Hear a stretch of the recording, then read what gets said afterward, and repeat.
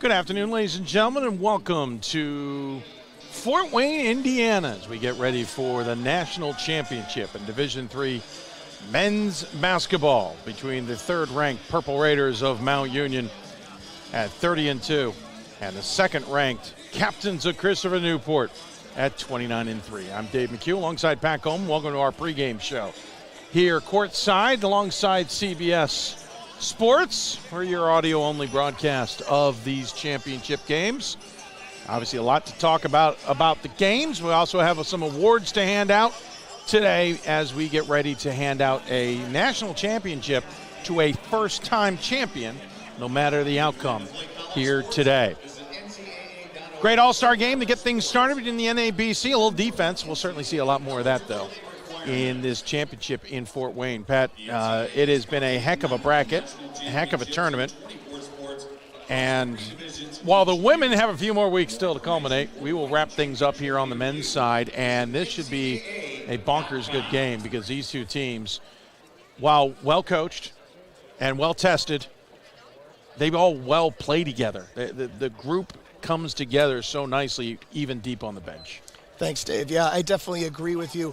One of the things that I think is great about this tournament this year, first off, I just love looking at a national championship game that includes number 2 in our poll versus number 3 in our poll. Brilliant. I feel really good about that. Our voters should be pretty happy about that. Secondly, Dave, just having the extra day, the day of downtime. Someone like McHugh maybe wanted to play yesterday. Like, I was watching him pace back and forth in the concourse. Oh, he certainly did. I don't know if his team did. Pacing back and forth in the concourse down there. Can't wait to get out here and get this thing tipped up and get it started. Getting a chance to chat with him and John Krikorian in a more extended way than you usually get to do at this event. Certainly fantastic.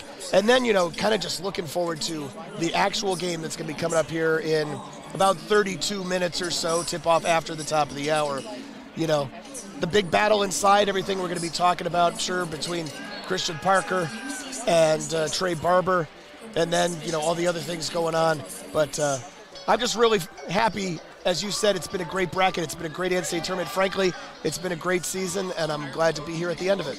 Interestingly enough, while McHugh probably wanted to play the game, I think his players, after being banged around a little bit by Whitewater, are glad they got a day. Again, first time we've had this, not counting 2013 when we had a 2-week break between Final Four and championship, as all Division III championships that need it or want it have gone to this day off in between. You should note quickly, the women will be playing later this evening in their semifinals in Trinity, Connecticut. Our friend Brendan Gulick will be on the call there for NCAA, and we appreciate everything Brendan does. But here it'll be a CBS broadcast, and our D3 friend Mo Casero will be on that broadcast. But again, what you should do, and this is no disrespect to Mo, but you should take the broadcast on your TV or on your video screen somehow, sync it up to our audio broadcast, and get the best of both worlds.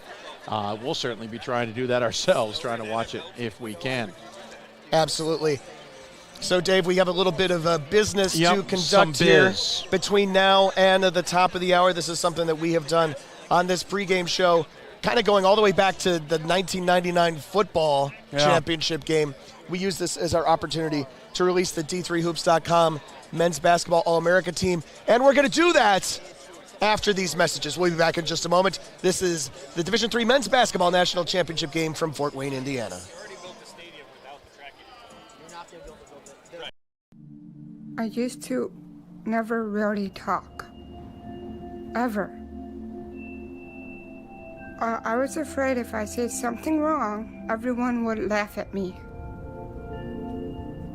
But then I started to play golf with Special Olympics. It helped me to find my voice.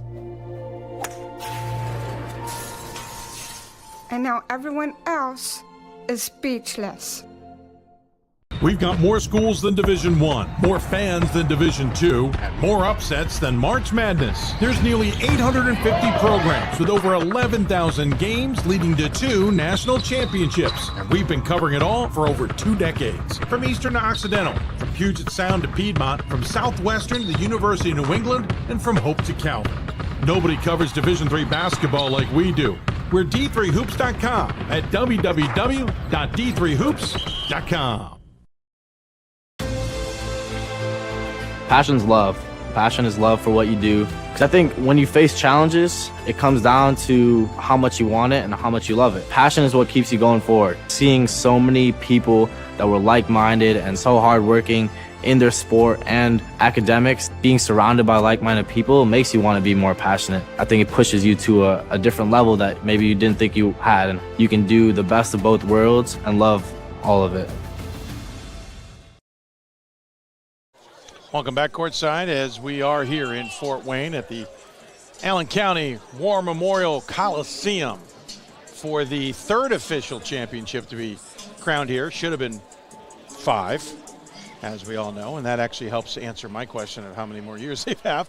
3 more on the current cycle, I believe. But leading up to a championship game between the Raiders of Mount Union and the captains of Christopher Newport. I'm Dave McHugh, Pat Coleman alongside.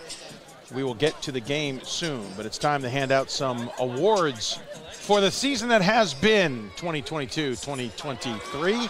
Some darn good basketball players this season, Pat. Started with the all-region selections as you hear the crowd react to the Raiders coming out on the floor to warm up. Great season for sure. A lot of great players. The all-region was pretty spectacular in terms of who was on there. The All-American list, admittedly, probably one of the more difficult ones we've had.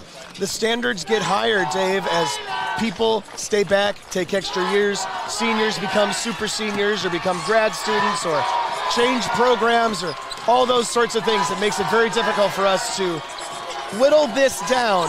An entire, first off, 900 plus nominations. Yeah. Down to an all-region team, down to 25 All-Americans. And I have it in my hot little hand, which you cannot see because this is audio only. And we often have this debate, should we start from the bottom to the top or the top to the bottom? But we will start with the 5th team, D3Hoops.com All-America team. And we will start in the backcourt with a guard out of Aurora, Illinois, played for North Central. His name is Matt Helwig. He's joined in the backcourt by a senior out of Bellefontaine, Ohio, plays for Ohio Wesleyan. His name is Jack Clement. Also in the backcourt, Jazir Noel, a junior for Rowan out of Woodbury, New Jersey. Greg Rosen, a senior guard out of Fairfax, Virginia for Mary Washington. And then the 5th team big man on the inside out of Woodbridge, Virginia. He's a junior for Christopher Newport. He's playing here this afternoon. It's Trey Barber. It's interesting, Rousen and Barber on this team. Of course, Barber transfer from Mary Washington. Yeah, we'll get a chance to see Barber take to the floor. Will be a dandy to watch him play on the inside. Rousen had a tremendous season to help the Eagles kind of spring themselves back in to the national conversation. Rowan's not here if not for Noel and a bunch of other players, to be frank, but Noel certainly deserves the nod here. Rowan had a tremendous season under Joe Crispin this year, making the NJAC a much more formidable conference. Jack Clement was one of those players I think didn't get appreciated this season for a host of reasons, but that's because so many good players out of the Ohio area in general. Yeah, he averaged 23.1 a game. Yeah, ridiculous numbers for Mike DeWitt's squad. And Helwig, listen, you're playing in the you're playing in the CCIW. Not to mention the fact Helwig was in the conversation for an All-America last year. This is a guy who has just been steady Eddie in that conference and one that the conference always has to handle. Our 4th team, D3Hoops.com men's basketball All-American. Here's a hint. 4 of these guys played on this floor here this week, although some of them were in exhibition. We will start in the backcourt with a senior out of Aston, Pennsylvania for Swarthmore's Vinny D'Angelo. Christopher Newport's John Hines played his way onto this team with his performance in the last couple of weekends. He's a junior out of Norfolk, Virginia, and he is a 4th team D3Hoops.com All-American. Austin Grunder, a senior out of Trumansburg, New York. He played for Cortland. He played here for Team Hickson in the D3 All-Star game. Also joined in the 4th team by a senior from Carleton, Jeremy Beckler from Lina Lakes, Minnesota. And then the big man on team number 4 is from St. John Fisher, Dan Cook, a senior out of Honeoye Falls, New York. And D'Angelo had a tremendous season with Swarthmore. He's back for another year. Almost him and who am I forgetting? His teammate almost kind of willed Swarthmore back into this championship game, nearly coming from behind to knock off Christopher Newport. John Hines is just a spectacular player, inside, outside. He can get it done. He's the reason Christopher Newport is here, because he ended up waking up in the second half and making a meal of things against Swarthmore until they made a defensive change. Grunder put on a show in the All-Star game. He's rewritten half of Cortland's records books. He's been one of the best players in the SUNYAC for years. He's always a tough player. Beckler, hey, you got to love a guy who can go and bang on the boards, get shots inside, and then step outside and bury a three-pointer. Absolutely. And play defense on the perimeter. And Dan Cook, everything guy for St. John Fisher, a big part of why they had such a good season. That is our fourth team. Moving on to the third team, D3Hoops.com All-American. I'm trying to rush to make it to the end of our embargo. Good luck. We are not going to get it out in time. You may see it on Twitter first. Third team, NYU, senior out of Pacific Palisades, California, Spencer Friedman at guard. Also at guard, out of Claremont Mud Scripps, a senior from Lake Oswego, Oregon, Josh Engel. Another guard, a sophomore from Keene State, Octavio Brito from Lincoln, Rhode Island. A forward, Jackson Mashanik, a senior out of Hobart and Columbia, Connecticut. And then the big man on this team, or what stands for a big man on this team, is Brendan Mora, a junior out of Pomona-Pitzer, out of Palo Alto, California. Yeah, definitely emphasis on junior for Mora, as we learned this week from Pomona-Pitzer. He was a big reason that team had such a tremendous year in the SCIAC.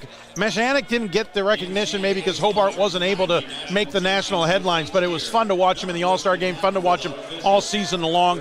As we mentioned, the other three, Friedman, Engel, and Brito, really the reasons those teams were so good this season or clicked so well were because of those three, especially Brito, and what Keene State could do. It was almost too bad Brito was sick in the Sweet 16 to really shine against Swarthmore. But, I mean, Friedman, geez, his play, NYU's not even in the tournament. As far as I know, his name is pronounced Octavio Brito, but I mispronounced it, I believe, and then Dave picked up on it, and I apologize. We're not done with people out of that program, but we're moving on to the second team, D3Hoops.com All-American team here in men's basketball. In the backcourt, a senior out of Mary Hardin Baylor, out of Big Sandy, Texas, a guard, Josiah Johnson.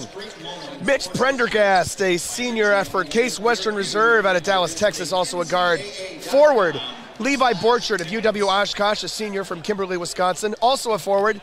Also from Keene State, Jeff Hunter, a senior out of Hudson, Mass. And then the big man on team number 2 is from Emerson, a senior out of Norwood, Mass. That is, of course, Jared Houston. I'll quickly start with Houston. Obviously an Emerson program that was a little bit in the mix in the conference tournament play, but Houston's such a good player inside. So fun to watch. So important that most of the conference didn't have an answer for him. Multiple-time NEWMAC player of the year. Yeah, absolutely. I mean, for a team at Emerson, that says a lot. Jeff Hunter out of Keene State, again, why this program is so good at Keene State. Levi Borchert, the Oshkosh Titan, we were hoping we would see him maybe here this weekend in multiple ways. Did not, but hats off to him on a tremendous career at Oshkosh. Prendergast, hey, a D1 transfer who came to Case Western Reserve and helped lead them not only to the NCAA tournament for the first time, but to a conference title the next year for the first time. They just fell short of what their goals were this year. And Josiah Johnson, I wouldn't be surprised. We might see him again on this list next season, believe it or not. Yeah, he'll be back. He may have another year at it. If he can stay healthy, he is one of the best players in Division III. And listen, if he's healthy, there's a good chance the Crusaders could have been here this weekend. Healthy Josiah Johnson is a player of the year candidate year in and year out. Moving on to the first team. And when we are done with the first team, do not go away. We have more for you. First team in the backcourt out of Highlands Ranch, Colorado, played for Wheaton, Illinois. It's the guard, Tyson Cruikshank. Also in the backcourt, a senior from St. Mary's out of Minnesota, calls Chicago, Illinois home. His name is Raheem Anthony. First teamer here on the floor this afternoon, a junior out of Canton, Ohio, Christian Parker for Mount Union. And then in the front court, the last two people on the D3Hoops.com All-America first team, Miles Mallory, a senior from Beltsville, Maryland for Randolph-Macon, and Alex Sobel, senior from Setauket, New York for Middlebury. Alex Sobel was one of those guys who could change the game by just being there. You had to be so conscious of him, and kind of like Trey Barber on the fifth team, of where his presence was. Keene State probably beats Middlebury if Sobel isn't on the floor. Yeah, he alters the last shot that Keene State even had in that game, swatted it unmercifully away. It's what he did to everybody, and he was such a presence for Middlebury. It'll be interesting if he pops up somewhere next season to play another year, but it's not guaranteed. Miles Mallory, listen, this guy was an all-everything player, and if Buzz Anthony wasn't who Buzz Anthony was, Miles Mallory would have gotten a lot more recognition over the last few years. One of the best shot blockers out there, great shot, great defender, more importantly, He's one of the reasons Randolph-Macon went so deep in the season with only one loss. He was tremendous. Christian Parker probably played his way onto this first team with the way he played, especially in the second half of the season. He's the reason the Raiders are here, along with other guys. He can bang in the middle. He is aggressive. He is fast. He might be back for another year. Raheem Anthony. He's definitely back Junior. for at least true. one. Maybe they're hoping two. for two. Yeah. Good point. Raheem Anthony out of St. Mary's. He made that team special. Yeah, absolutely. Absolutely amazing kid out of Chicago. I shouldn't say kid. And then Tyson Cruikshank out of Wheaton. Brilliant. The way he played. And it's funny, if you look at their Sweet 16 game, he may not have put up a lot of points, but his presence in the second quarter of the game with 2 fouls was key and instrumental to how Wheaton got back into that game and ended up getting the victory in the Sweet 16. And then look at the show he put on against Christopher Newport in the Elite Eight, nearly willing Wheaton back to a Final Four. We have just a moment to get this in before the national anthem. Sometimes we hold Player of the Year, Rookie of the Year, and Coach of the Year till after the game, but we have them for you now. Coach of the Year. Congratulations to Sean Smith of North Park University. Great season for the Vikings. Great year for Sean Smith. First year as a D3 head coach, and he is the D3Hoops.com Coach of the Year. Our Rookie of the Year is a freshman center from Calvin, Jalen Overway. And our Player of the Year, Dave has already talked about him, Middlebury's Alex Sobel. That is your D3Hoops.com All-America team, and we'll be back in just a couple of minutes with more pregame from Fort Wayne. And now please join Association of Basketball Coaches is the nation's premier professional development and advocacy organization for basketball coaches at every level. The NABC strives to serve as the voice for coaches on national issues while advancing the core value of leadership, service, advocacy, education, and inclusion. To learn more about the NABC and to become a member, visit NABC.com and follow the NABC on social media at NABC1927. That's NABC.com or NABC1927 on social media.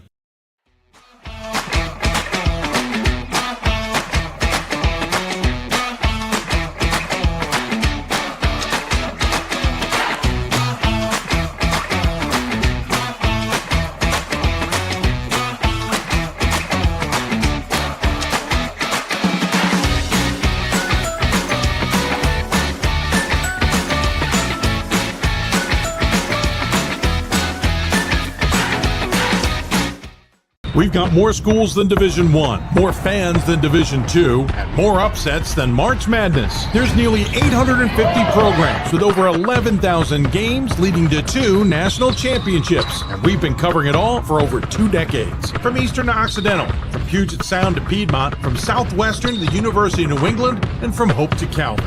Nobody covers Division III basketball like we do. We're D3Hoops.com at www.D3Hoops.com.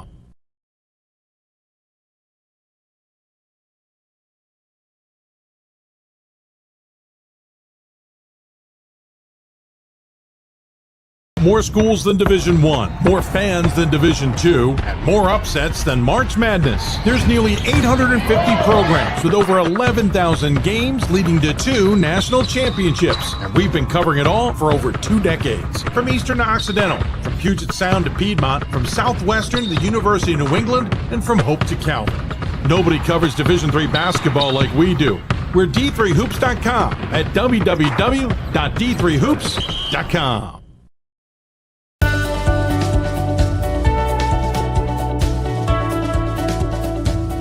I just wanted to get good grades and to do well. But it also made me realize that I have a lot of career goals. You're there to get a full college experience, not only participate in your sport, but participate in things outside of that. And it's all about growing as a person. My coaches have helped me with figuring out who I really am. Their lives are dedicated for us to succeed.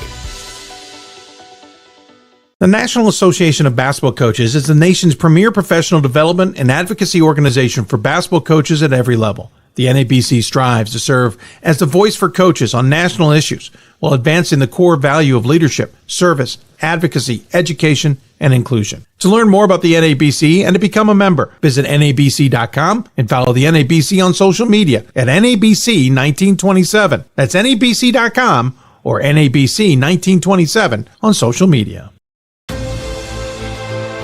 Passion's love Passion is love for what you do. Because I think when you face challenges, it comes down to how much you want it and how much you love it. Passion is what keeps you going forward. Seeing so many people that were like-minded and so hardworking in their sport and academics, being surrounded by like-minded people makes you want to be more passionate. I think it pushes you to a different level that maybe you didn't think you had, and you can do the best of both worlds and love all of it. Responsibility is being accountable for your words and actions, first and foremost. It also is an obligation to be a positive influence in the communities around you. Being in a D3 program, you're going to have lots of different opportunities. You're not just an athlete, you're also involved in student life. Your academics are extremely important. We give a lot of our student athletes responsibilities right from the start by giving them leadership opportunities, by having them engage in the community, be a positive influence. That's being a responsible person. Proportion to me. Welcome back courtside, everybody, as we get ready for a national championship in Division III men's basketball. I'm Dave McHugh, Pat Coleman alongside. We've given out our all-everything titles. The All-Americans have been given out. Our Player of the Year have been given out. Our Rookie of the Year and our Coach of the Year has been given out. Congratulations to Alex Sobel once again as our Player of the Year out of Middlebury. Our Rookie of the Year, Jalen Overway out of Calvin. And our Coach of the Year, Sam Smith from North Park. But the national championship, the gold, the bronze and the walnut, the one and the bronze, will be given to two teams, one in blue or one in purple. One of the two teams is what I should have said. We will see who gets it as Mount Union back to warm up. Christopher Newport not back on the floor just as of yet. We will have a tip-off of about 4:07 Eastern time in this one. A reminder, media breaks are a little bit longer in the championship game with CBS Sports here. Everyone's used to the breaks, but maybe not used to the length. We'll see how that may impact things moving forward. Pat, this has been a heck of a season, let's be honest. And we expected it. The use of parity may feel overused, but it's been proof in not only how the tournament played out, but how many upsets were in conference tournaments, but how many teams we thought would have really great seasons didn't, or had more blemishes than we expected. But it seems appropriate that the number 2 and the number 3 top teams, two teams that we thought at the beginning of the season had the best potential to be here, are playing for a national title. Yeah, isn't that interesting, Dave? I mean, we talked all season about how difficult it was to, maybe make out number 10 through number 25 in a top 25 ballot because, we probably say it a lot. There's maybe 30 teams that you could put in those 15 spots. Frankly, this year it seemed like maybe more like 40 or 50. Lots of teams, lots of talent, because there's lots of talent in Division III basketball, because there's lots of guys staying around, getting that extra year of eligibility and using it from the year of COVID in 2020, 2021. And, so you get a lot of talented teams and teams that can actually go out and beat you any night, right? Sometimes coaches say that, and you say, that's a nice coach speak, but I don't believe it. This year, in many, many conferences, so many teams could do that. No, I think that was the biggest key. It's just you ended up seeing the proof in the pudding. You didn't get a Randolph-Macon-like squad from last season, though they certainly tried to duplicate it, who just dominated it. The fact that Randolph-Macon went undefeated in the ODAC once again is mind-blowing for how good that conference has gotten. But it's also impressive that a Mount Union team can get out of an OAC battle when Marietta, while not as good as the team that got here last year, is still formidable. John Carroll came on the scene. Heidelberg's still a factor. And other teams who are coming into that or building up in that conference have gotten so much better. It's amazing Mount Union wasn't beat up enough that they could survive to get here, really. Yeah, absolutely. They've been quite healthy, and that's super helpful to them. I look back just at this bracket, Dave, and, Christopher Newport needed a huge comeback just to get out of the first round. They only beat Farmingdale State by 1 in the final moments. Down 10 at halftime? Yeah, they were down big indeed.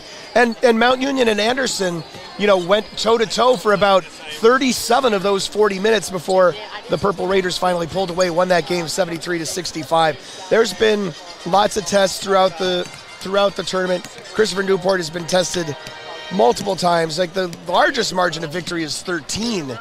And for Mount Union, there's that 8-point win, then 11-point win in the Elite Eight, 17-point win in the Sweet 16, 24-point win in the second round. Of course, just 4 points against Whitewater in. But even that's deceptive. The one problem that Christopher Newport had, and I think yesterday was the first time I saw them start a second half playing well instead of coming out sluggish. But they've also not been able to put a 40 minutes together. And I think we finally saw close to a 40-minute game in the semifinals. I keep saying yesterday. I'm so used to it being yesterday. Right. It was really Thursday. That's going to be an X factor here. Can they play the 40 minutes like they normally, or they should and need to do against this Mount Union team? This is not a Mount Union team that came from 20 down in the semifinals. So Christopher Newport has given up leads. They gave up a lead, 24-point lead to Wheaton, got to within a point. They gave up a lead to Mary Hardin Baylor. They were down against Farmingdale State. They haven't played dominating basketball and in control basketball. And the question is going to be, can they against a Raiders squad who know they can come from behind? Yeah. Or are they going to be the ones that have to come from behind? I think every time I think this game through, I think of different permutations, and I think it's going to be wide open. It's going to. One thing I don't think it'll be, and maybe I'll jinx it by saying this, is we were all talking about this earlier. I don't think it's going to be a double-digit game. No, I don't think so either. Unless you're talking about, free throws in the final 30 seconds, taking an 8-point game into something. Maybe. Let's talk about these two coaches for a minute, Dave. Yeah. Mike Feuline, first time he's been here. Not only first time he's had his team here, but the first time he has been at the Division III Final Four. 12th year as head coach of Mount Union. He professes himself to be this kind of loosey-goosey, laid-back guy, but this wait for him for this championship game, he hated it. He hated waiting the extra day. He's like pacing back and forth in the concourse before this game. Last night, he is down in the lobby in the hotel all day with his wife and his 5 kids, trying to find some place to chill and relax. He said, that's the thing about being on the road. If I were at home, at the very least, I could go sit in my office. I could try to get some other stuff done. Here, it's just the waiting game. And then John Krikorian, we talked to pretty extensively yesterday. And John is like, the first couple times, I'm paraphrasing, but I'm going to put on a voice as if I weren't. First couple times we were here, I got the participant manual and email on Sunday morning, and I read that thing 42 pages cover to cover. This year, I'm just like, you know what? I'm going to play it loose. I'm not going to let these details bother me. And, so his team was still on the floor when the national anthem played, or still warming up at the national anthem in the semifinals because he didn't read the manual. But my point being, so much more relaxed than he has ever been in his previous trips here. No, you're absolutely right. He's been just in a different zone, though I saw a moment of dread as Swarthmore got through a double screen, or a double team, I should say, at midcourt, and had a very good look at the top of the key for what would have been the tying shot in that semi. It's so interesting, Dave. Why didn't they foul? Well, we'll put it this way. John wanted them to. I just don't think they understood what Coach wanted, despite all the practice and all the words. He definitely didn't want that open look. They wanted the Fenland play, where you don't get that opportunity. We're coming up to the top of the hour, or we're at the top of the hour.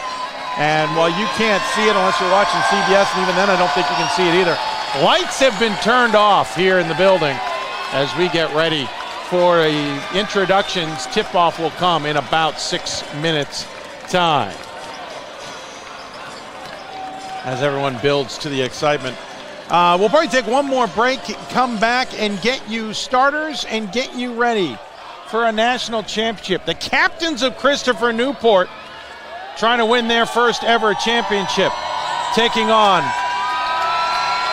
the Purple Raiders of Mount Union, looking for their first ever national championship. Come back and join us on D3Hoops.com.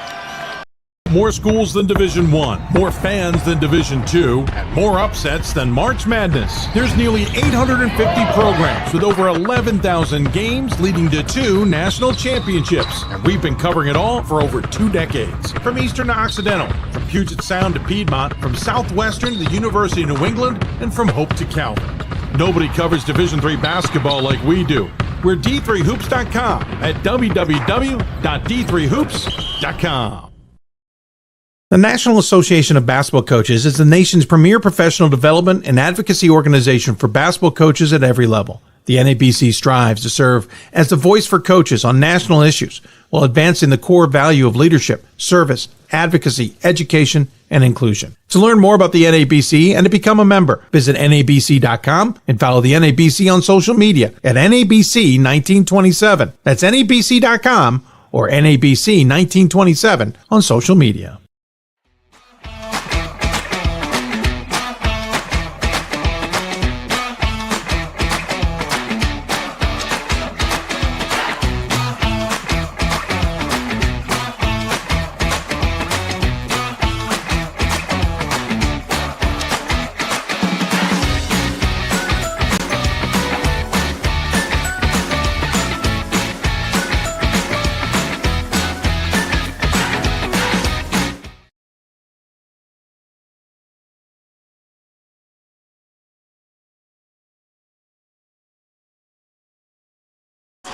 Welcome back as the music is blasting here at Allen County War Memorial Coliseum in Fort Wayne, Indiana. I'm Dave McHugh, Pat Coleman alongside as we are courtside, nearly at midcourt, as we get ready to tip off the national championship. Introductions being done first for the Raiders of Mount Union. Captains are coming up next, and we've got our starters. Pat, I'll let you do the honors, sir. All right, we'll start with the Purple Raiders, the champions of the Ohio Athletic Conference. Won 13 consecutive games. They are 30-2, and they will start in the backcourt with a senior guard out of Akron, Ohio, number 2, Colin Gurley. He'll be joined in the backcourt by a senior out of Wilmington, Ohio, a guard, Jeffrey Mansfield. The swingman, a 6'3" senior out of Twinsburg, Ohio, number 13, Darrell Newsom. And in the front court, a 6'5" senior out of McDonald, Ohio, number 30, Braden Poole. And a 6'6" junior, first team All-American out of Canton, Ohio, number 22, Christian Parker. Mike Feuline, the head coach of the Purple Raiders. In his 12th season, 224 and 97 on his career. For the captains of Christopher Newport, we'll start in the backcourt with a 6'5" senior out of Fairfax, Virginia, number 4, Matt Brody. He'll be joined in the backcourt by a freshman, a 6'4" guard out of Norfolk, Virginia, number 5, Colin Hines. John Hines, his older brother, is 6'4" junior guard, also out of Norfolk, Virginia. He wears number 22. He is at guard for the captains. Also a guard, a 5'9" sophomore out of Richmond, Virginia, number 35, Ty Henderson. And then the big man, a 6'8" junior forward out of Woodbridge, Virginia, number 24, Trey Barber. John Krikorian, 12th year as head coach of Christopher Newport, 289 and 65. Previously, 4 years at Merchant Marine, 354 career wins for John Krikorian. Our officials this afternoon, Dave, out of the Pacific Northwest. Our referee, Darren Drake. Umpires, Justin St. Pierre and Ben Wolf. John Washoe is our alternate. And we are getting you ready for tip-off here in just about a minute and a half from the 2023 Division III Men's Basketball National Championship game. Lights are dancing. Nice introductions here in Fort Wayne as these two programs get ready. Decent crowd on hand, certainly vocal, if you haven't figured that out. My watches just told me we have a loud environment as we've gotten over 90 on the decibels. Mount Union fans certainly loud behind us. Let me tell you about the decibels. So at Alliance last weekend when I was at that sectional, the decibel meter peaked out at 105 for me. I'm glad to be wearing headphones and headset with you here this afternoon because for the semifinals, Mount Union fans right behind us in a section, very loud. Now, two quadrants, 4 full sections of fans making the 4-hour trip from Alliance, Ohio here for the national championship game. First one in Mount Union men's basketball history. Get ready to tip this one off. Christopher Newport in the home whites with the blue trim and the silver numbers. We'll go left to right across your computer monitor, in your minds, or however you want to imagine it. Mount Union's in the black. So we're underway with the white numbers and trim. We'll go right to left. Christopher Newport gets the opener. John Hines gets the ball up ahead to his brother Colin. Cannot hit the reverse layup as Parker grabs a rebound, and the Purple Raiders will get things started for themselves. I liked the look, though. Attack right away. No, don't set up your offense. Just go ahead and try to create a basket right away. Parker, 3, top of the key, no good. Colin Hines pulls down the rebound, up to Henderson, crosses the timeline. Parker will take those threes if you give them to him, but it's not his best part of his game. It's about 33% from downtown. Henderson back with the ball at the top of the key, shot clock to 18. Hesitation dribble, kick out. Brody, 3, corner, no good. Ball is loose and it's pulled down by Poole. Quickly up to Mansfield, he'll skip it up to Gurley. Gurley has to save it from going out of bounds, gets it to Parker on the baseline. We get our first Parker versus Barber, kicks it out. Poole, 3, no good, back iron, and Barber pulls down the rebound. It's not the shot you want if you're Mike Feuline. He's only taken 23s all year as Braden Poole. Little confusing when you get in there against Barber, right? Definitely a different look for Parker as Colin Hines has the ball on the wing, dribbles up to the top. Henderson has it under 15 on the shot clock. Back out to Colin Hines, thinks about it against Mansfield, changes his mind. 7 on the shot clock. Henderson has it on the wing, needs an option. John Hines is there, gives it up, 2 seconds, puts up an off-balance shot. Front iron, no good. Colin Hines pulls it down, hits Barber on the elbow, he hits the basket. We've got our first points of the ball game as the Captains take a 2-0 lead. Very interesting just the way that all went around, right? You get your offensive rebound, that's super helpful. Ty Henderson, guy's just 5'9" at best. Looked a little out of place out there. Parker hits the 3 on the wing this time. And it's a 3-2 lead for the Purple Raiders. Colin Hines into the paint. Mansfield cuts him off out to John Hines, and they'll set things up here now through Henderson. Under 18 to play in the first half. Henderson picks up his dribble on the far wing, now gets it to Hines at the top of the key. Step back, shot over Poole. That's a bit of a different look, and it will go out of bounds off the miss. And I wonder if they took a page out of Swarthmore. Well, you're going to have to take some of those step backs, right? Those Mount Union guys, they're big, they got long arms. You are going to have to get yourself some way to get some free open look, and that's what they're doing right now anyway. Swarthmore used their big man against John Hines. As you see a little bit of a different look here. Parker at the top of the key. Barber has to come out and meet him. That puts Parker on the ground, and Barber gets the block. First block of the night. John Hines the other way against Poole, goes into the block, skips it out to the near side to Brody. Brody thought about the 3, kicks it out to Colin Hines. He has plenty of time to think about it. Changes his mind. John Hines around the Barber screen, but great job of Parker hedging on it. It's now Hines versus Parker in the paint. Parker gets a piece of the Hines shot. Rebound, Mount Union. I am loving this. This is going to be a big battle inside all night between a bunch of these guys. I want to point out, too, Ryan Scott pointed this out. I'll give you a second here. Gurley nails it from the elbow. Ty Henderson cannot guard Gurley. He can't guard Mansfield. He is guarding Jarrell Newsom, and Jarrell Newsom's not as much of an offensive threat. No, Newsom's a defensive guy out there. Just Henderson's the offensive guy out there. Yep. Colin Hines for 3 on the far wing, no good. Parker pulls down the rebound and gets it to Gurley. Gurley turns it across the timeline. Yeah, those guards are just so big. His Gurley's 6'3", and he elevates for that 3. Gurley takes the 3, no good. Henderson pulls down the rebound, comes the other way. 16.5 left to go in this opener. It is 5-2 Raiders. Barber the shot, and Colin. Gonna go the other way against Colin. It's over the back. It's over the back. No, not when you're jumping over the back. Good position for Gurley on that play, and Colin Hines, who does not argue the call, was the one climbing all over the back of Gurley on that one. 5-2 here in the early going for the Purple Raiders, 16:24 to play.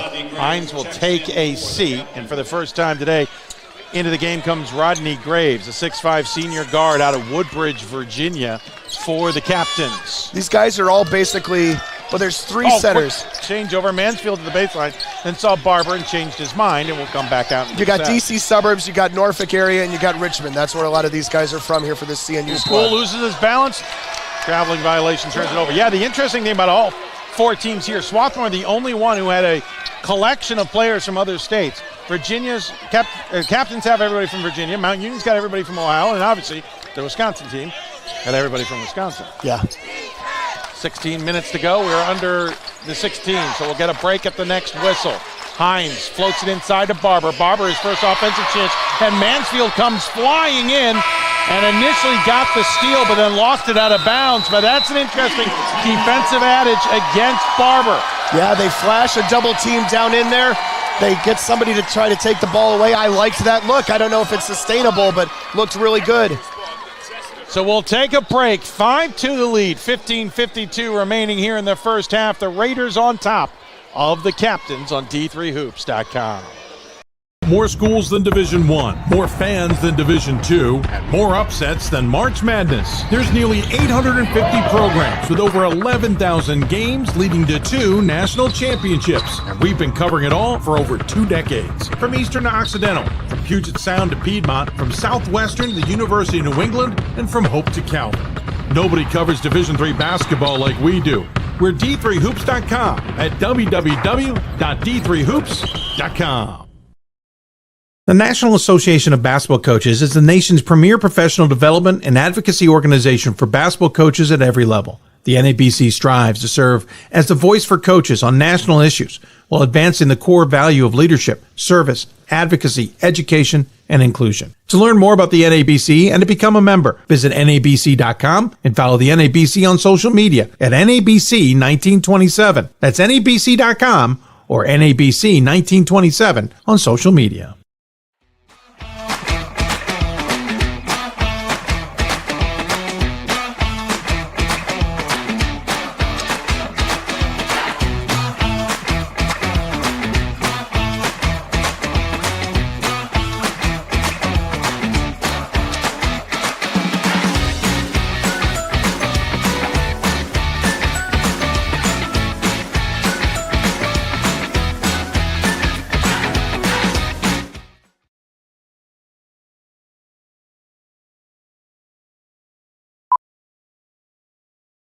There are over 480,000 college athletes. Only 2% would go pro.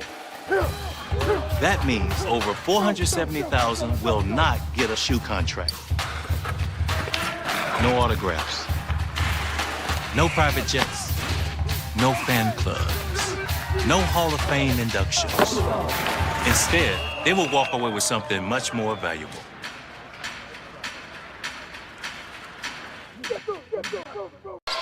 Welcome back as we are courtside, back underway here in Fort Wayne. Three-pointer far side, no good from Graves. And here comes Mount Union the other way. I'm Dave McHugh. Pat Coleman's alongside. Parker's going to go up against Barber.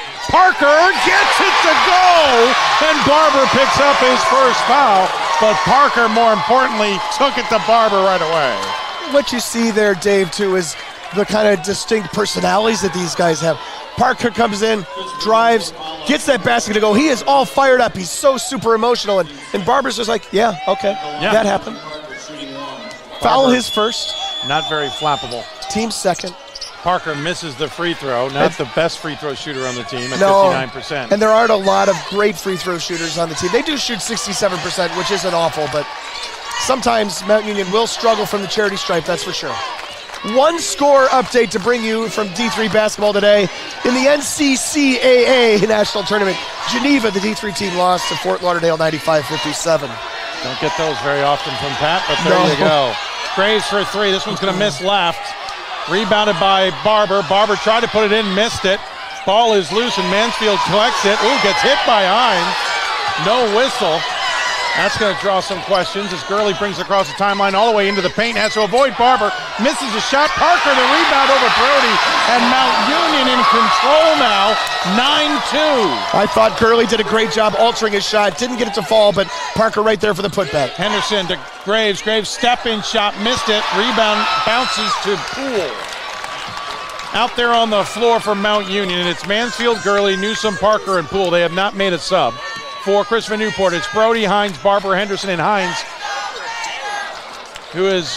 Graves, who's on the floor. Hines is on the bench.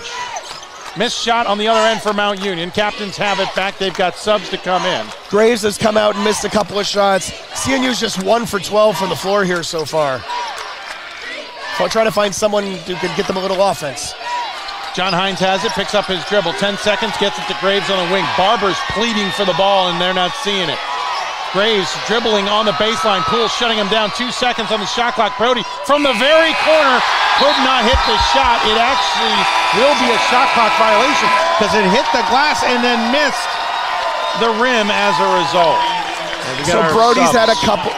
Go ahead. Brody's had a couple of those looks from the corner. They've not gone down for him.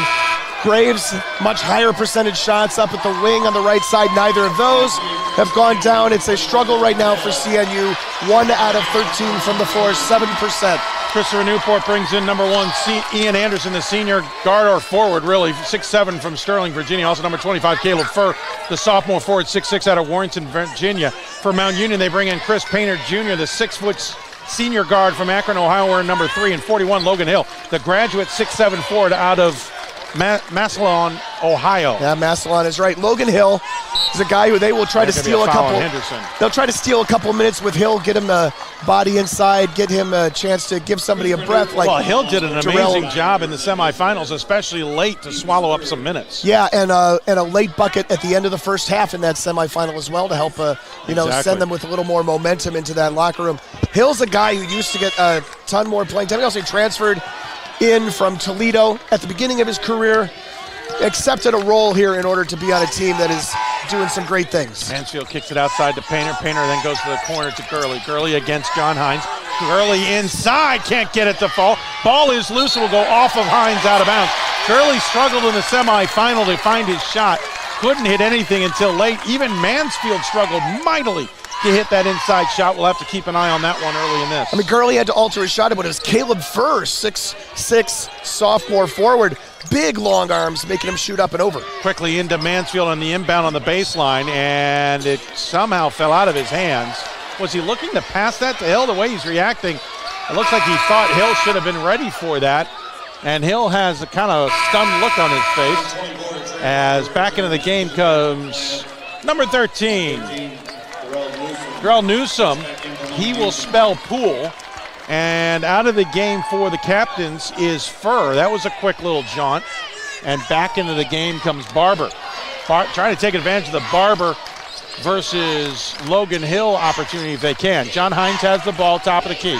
Going up against Mansfield, banging and forces up the shot. Will draw the foul either on Mansfield or on Hill. It'll be on Hill. I tell you, Mansfield, man, he is a guy who comes in, transferred in from Wilmington. We've mentioned it before. Accepts a new role with this program where he was, the scorer, the guy who had to do everything at Wilmington because they had nobody, they had no front court. He was doing everything. Here, role's different, and you see him up front fighting on defense, and you just love to see that from a kid. I say kid, but these guys are probably like 23 years old, right? John Hines hits the first free throw, makes it a 9-3 ball game. Christopher Newport, no field goals in the last 5.5 minutes of play. Hits the second free throw, that one's good, and they'll bring Colin Hines in for Henderson. If you're wondering, yes, it's brothers, the Hines and Hines. So Henderson, I just wonder how effective he can be today. It's going to be interesting. Everybody who's guarding him, he's 5'9", Mansfield's 6'3", Gurley's 6'3", Newsom's 6'3". He gives up a lot of height there. Mansfield uses the Hill screen twice, pops from the near elbow, misses it over Brody, and Barber rips down the rebound. He'll find Colin Hines, and here come the captains, trailing by 5 as we approach 12.5 minutes to play in this opening half. Third rebound of the afternoon for Barber. Outside to John Hines, three-pointer just off the center, no good. Ball battled for. Jump ball goes this way. And it will be a held ball, and it'll go to Mount Union, but what an effort from Ian Anderson to jump in there against Logan Hill. Yeah, exactly. These are guys who are, the moment, right? First of all, you're a guy who comes off the bench. You may only get 7 minutes or something in a game. You got to make your impact. You got to, impact the game. And they are in there, right there, fighting for that one loose ball in a game that could come down to that. Mansfield flicks it off, gets it back. Top of the key, takes a shot over Brody, buried it. Mansfield hits his shot early in this one from deep, and it's a 12-4 lead for Mount Union. It's a big shot. I mean, Mansfield, we talked about his defense, talked about his free throw shooting, talked about his struggling with the layups the other night, right? But you cannot leave him alone. He can still be that scorer. John Hines out to Colin Hines for 3, rimmed out. Ball loose, Painter's going to let it go out of bounds.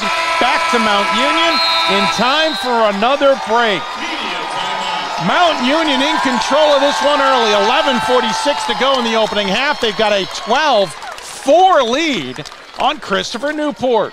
Ladies and gentlemen.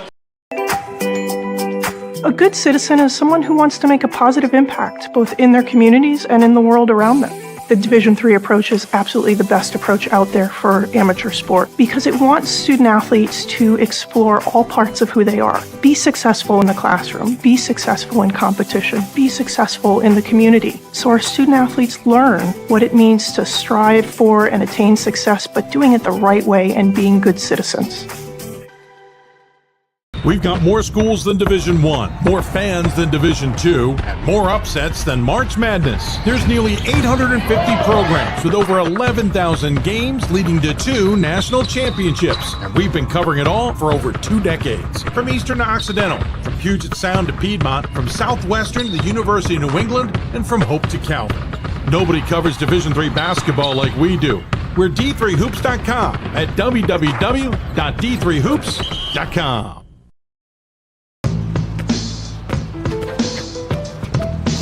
It's not about where you were born. It's not about your gender or the color of your skin, or whether you're rich, poor, or in the middle. No matter what you play, if you have the skill and drive to succeed in school and in sports, we'll provide the opportunity. I used to never really talk. Ever.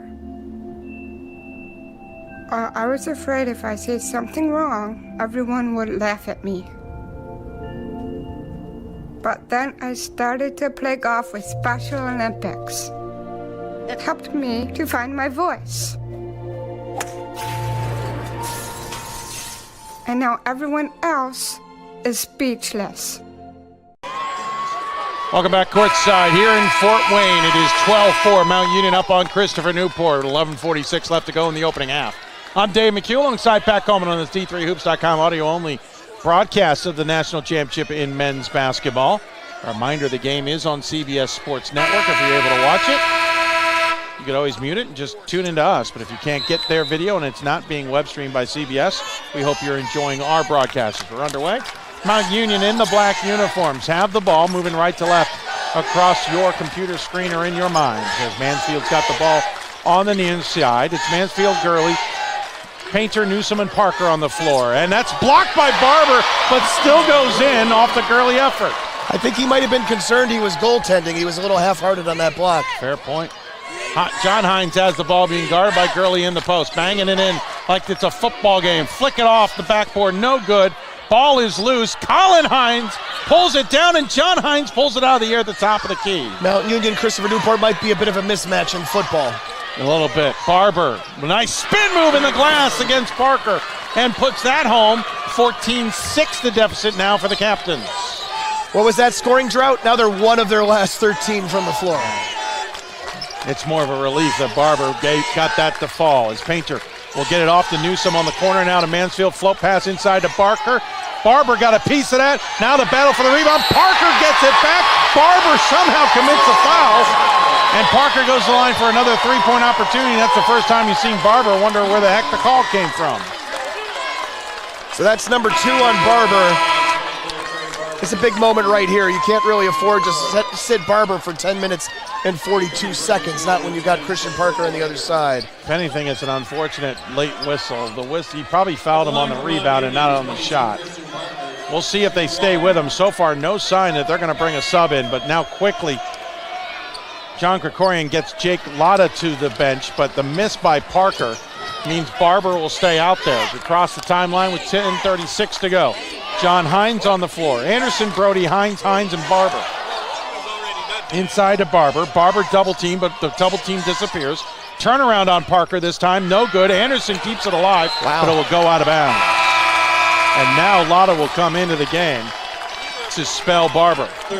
Jake Lotta, the 6'7", senior forward from Fairfax Station, Virginia. He has played in 31 of the team's now 33 games. Yeah, he's a guy who started about half of the season, right? So This is not a guy who's coming in cold off the bench. Pretty good from the floor, but just a guy who's kind of filling a spot. It's not really his. He's not going to be at the level of Barber. Now he's got to guard Parker. Parker against Lotta. Parker spin move, missed the shot. Poole pulls down the rebound, collects it back, puts up a baby hook and misses it. Colin Hines pulls down the rebound. Christopher Newport wants to go with pace. Quickly up to Brody into the corner, three-pointer on the way. Nothing but the bottom of the net for Caleb Furr. You're needing offense. Your big guys are not able to produce it for you. The Hines brothers are 0 for 7 combined, and Barber's on the bench. Where are you going to score? Gurley off glass as he goes hesitation on Colin Hines, who screams back at Furr about something defensively. 9:31 left. It's 18-9 Raiders on top of Captains. One of the things that Gurley talks about from his year at Youngstown State. He started at Mount Union, went to Youngstown for a year. Lotta with a turnaround, missed it. Then came back. It's like he learned to read screens. Mansfield up ahead.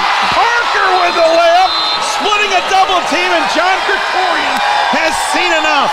9:13 left. He calls a 30-second timeout, and he's lighting into Lotta.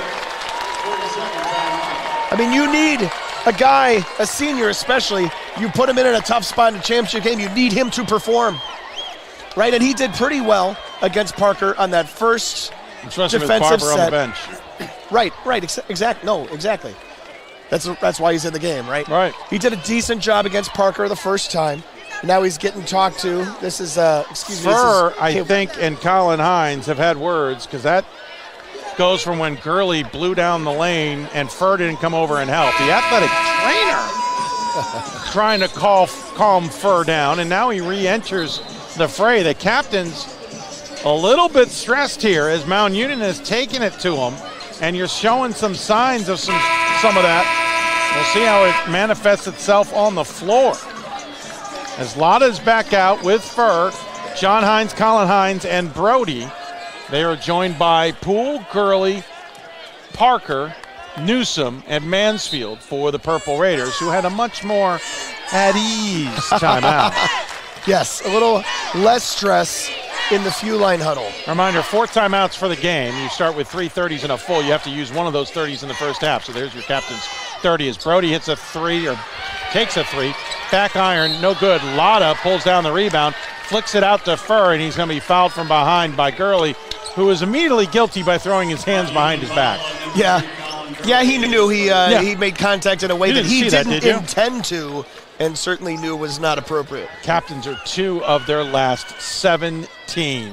Gurley is just such an easygoing guy. He's just, real calm, real collected.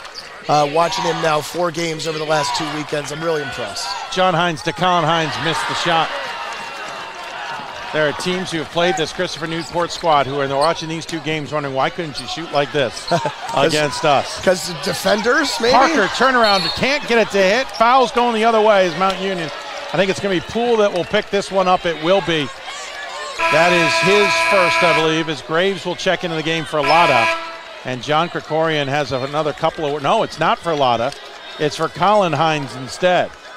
Right, Lotta went over started to the scorer's table, assuming the horn was for him. Henderson back in the game as well as Furr will take a seat. So you've got Brody, Henderson, Lotta, who's having a laugh with Parker, by the way, Graves, and John Hines on the floor for the captains. 8:30 left to go here, opening half. It is 20-9. Mount Union in the lead, but captains have the ball. Into the corner to Graves, and a collision with Mansfield will be a blocking call, which is probably the right call despite the collision and Mansfield flying, but Mansfield wasn't set when their contact was made. Mansfield can't believe it. He said, I was standing straight up. Yeah, except he was moving into him. But you weren't standing yet. Straight up. Yeah, exactly. Yeah, you were moving. You were moving straight up. Standing is not moving. That is the definition, I believe. I don't think that's changed, right? Christian Parker, 11 points on 5 of 10 shooting. Christopher Newport, 9 points. So here's going to call another foul on Gurley. Brody's trying to get across the floor on this inbounds play, and Gurley just gets kind of tangled up with it and ends up basically full-on pushing him with his right hand. Mostly, I think, to brace himself, but absolutely a foul. So Gurley out as he commits 2 fouls with no time on the clock, and Painter in. And it was Mansfield in between, but it is his second. Oh, right. I apologize. John Hines with it, trying to get it to Lotta. Lotta being guarded well by Parker. They'll swing it around to the far side. Graves being guarded by Mansfield will now drive in. Parker comes over to help, forces the pickup of the dribble. Kick outside to Henderson. 5 in the shot clock. Fall out of bounds. It will stay captain's possession with 4 on the shot clock. What we're seeing here without Barber on the inside is there's no reason for anybody on Mount Union to sag. You're getting great pressure up front on the perimeter, and there's no room for these guards to work. Mansfield trying to wonder why Henderson isn't called for a push-off. Both officials like, calm down. Don't try and make us start calling that stuff. 4 to shoot. 4 seconds left. Henderson gets it. Around the screen, great hedge from Parker. Blocked The shot attempt will be a shot clock violation. He not only hedged on the bet, Pat, but then he turned around and swatted the shot out of Henderson's hand. Yeah, Henderson basically had no chance of that going down. It was not a high percentage shot, even if it had ever, left his hand. Basically, that was not, again, no room around the perimeter work. And Colin Hines immediately in for Henderson. Yeah. And Anderson in for Graves. I think Anderson's got maybe a shot of producing a little bit more offense. He's not really an inside guy per se. He's more of a wing. But anything that can help them get a little space for their guards. Mansfield with the ball. He'll bounce it into Poole. Turnaround from 15 feet over Anderson. No good. Colin Hines skies up to grab the rebound. And here come the captains, still trailing 20-9 with 7:45 remaining. Colin Hines will get it from the inside. Drive in off the post. Doesn't fall. Lotta gets his shot blocked by Poole. Mansfield picks it up. Quickly up ahead to Newsome. Into the corner to Painter. Painter dribbles, kicks back. Three-pointer, no good. Ball loose. And grabbed by Colin Hines as the pace is picked up. Up ahead to John Hines as we're under the 8-minute mark with 7:24 to go. I like the thought by John Painter there, right? He's not one of their main offensive weapons, but he's open and he can sink that shot. I like that he took it. Anderson forced into a tough shot by Mansfield. Ball is loose as Colin Hines can't call down the rebound. And it's up ahead to Mansfield. Now to Newsome for three. Front iron, no good. Brody pulls down the rebound. Quickly up to John Hines. It's turned into a track meet. And we're not at the Freeman Center. Hines drives in, finds an opening off glass and in. They need this, right? First points of the game for John Hines. Right, exactly. 4 points. First bucket of the game, right? First bucket. You need to create, if you can't do it in the half court, you got to create points in transition, right? And look who's at the scorer's table waiting to check in. Very interesting. Trey Barber. I have a thought on that when we get to it. It'll probably happen at the media break as Mansfield pump fakes on Brody, kicks out. Parker for three! Parker has hit two of them! And it's a 23-11 lead on Mount Union. He's got 14, does Parker. But I will caution everybody, Mount Union was on the opposite side of this yesterday. That is true. Anderson somehow keeps the ball alive, gets it to Brody. 18 on the shot clock, no options. We'll kick it up top to John Hines. Hines against Newsome. Spin move on Newsome, bumped as he goes for the shot. That will draw the media break and we'll put John Hines on the shot on the line for two as Newsome picks up his first. 23-11, Mount Union in control. 6:04 remaining here in the Division III Men's Basketball Championship Tournament game on D3Hoops.com. A good citizen is someone who wants to make a positive impact, both in their communities and in the world around them. The Division III approach is absolutely the best approach out there for amateur sport because it wants student athletes to explore all parts of who they are. Be successful in the classroom, be successful in competition, be successful in the community. So our student athletes learn what it means to strive for and attain success, but doing it the right way and being good citizens. I used to never really talk. Ever. I was afraid if I said something wrong, everyone would laugh at me. But then I started to play golf with Special Olympics. It helped me to find my voice. And now everyone else is speechless. We've got more schools than Division I, more fans than Division II, and more upsets than March Madness. There's nearly 850 programs with over 11,000 games leading to 2 national championships. And we've been covering it all for over 2 decades. From Eastern to Occidental, from Puget Sound to Piedmont, from Southwestern to the University of New England, and from Hope to Calvin. Nobody covers Division III basketball like we do. We're D3Hoops.com at www.d3hoops.com. Passion's love. Passion is love for what you do. Because I think when you face challenges, it comes down to how much you want it and how much you love it. Passion is what keeps you going forward. Seeing so many people that were like-minded and so hardworking in their sport and academics, being surrounded by like-minded people makes you want to be more passionate. I think it pushes you to a different level that maybe you didn't think you had. And you can do the best of both worlds and love all of it. Welcome back courtside as we come out with 6:04 remaining after our third media break. John Hines will go to the line for the captains of Christopher Newport, who find themselves trailing 23-11 with 6:04 to go here in the first half. Dave McHugh alongside Pat Coleman and the rest of our D3Hoops.com staff here in Fort Wayne as Hines gets the first free throw up and misses. Hines coming into this one, 61% free throw shooter, is now 2 for 3 on the evening as we approach. Yeah, we're somewhat close to evening time. The Christopher Newport women playing in the national semifinals coming up in just a little bit from now. About 20 minutes time. Exactly at the top of the hour. You know, they've played in the Division III Women's Basketball National Championship before.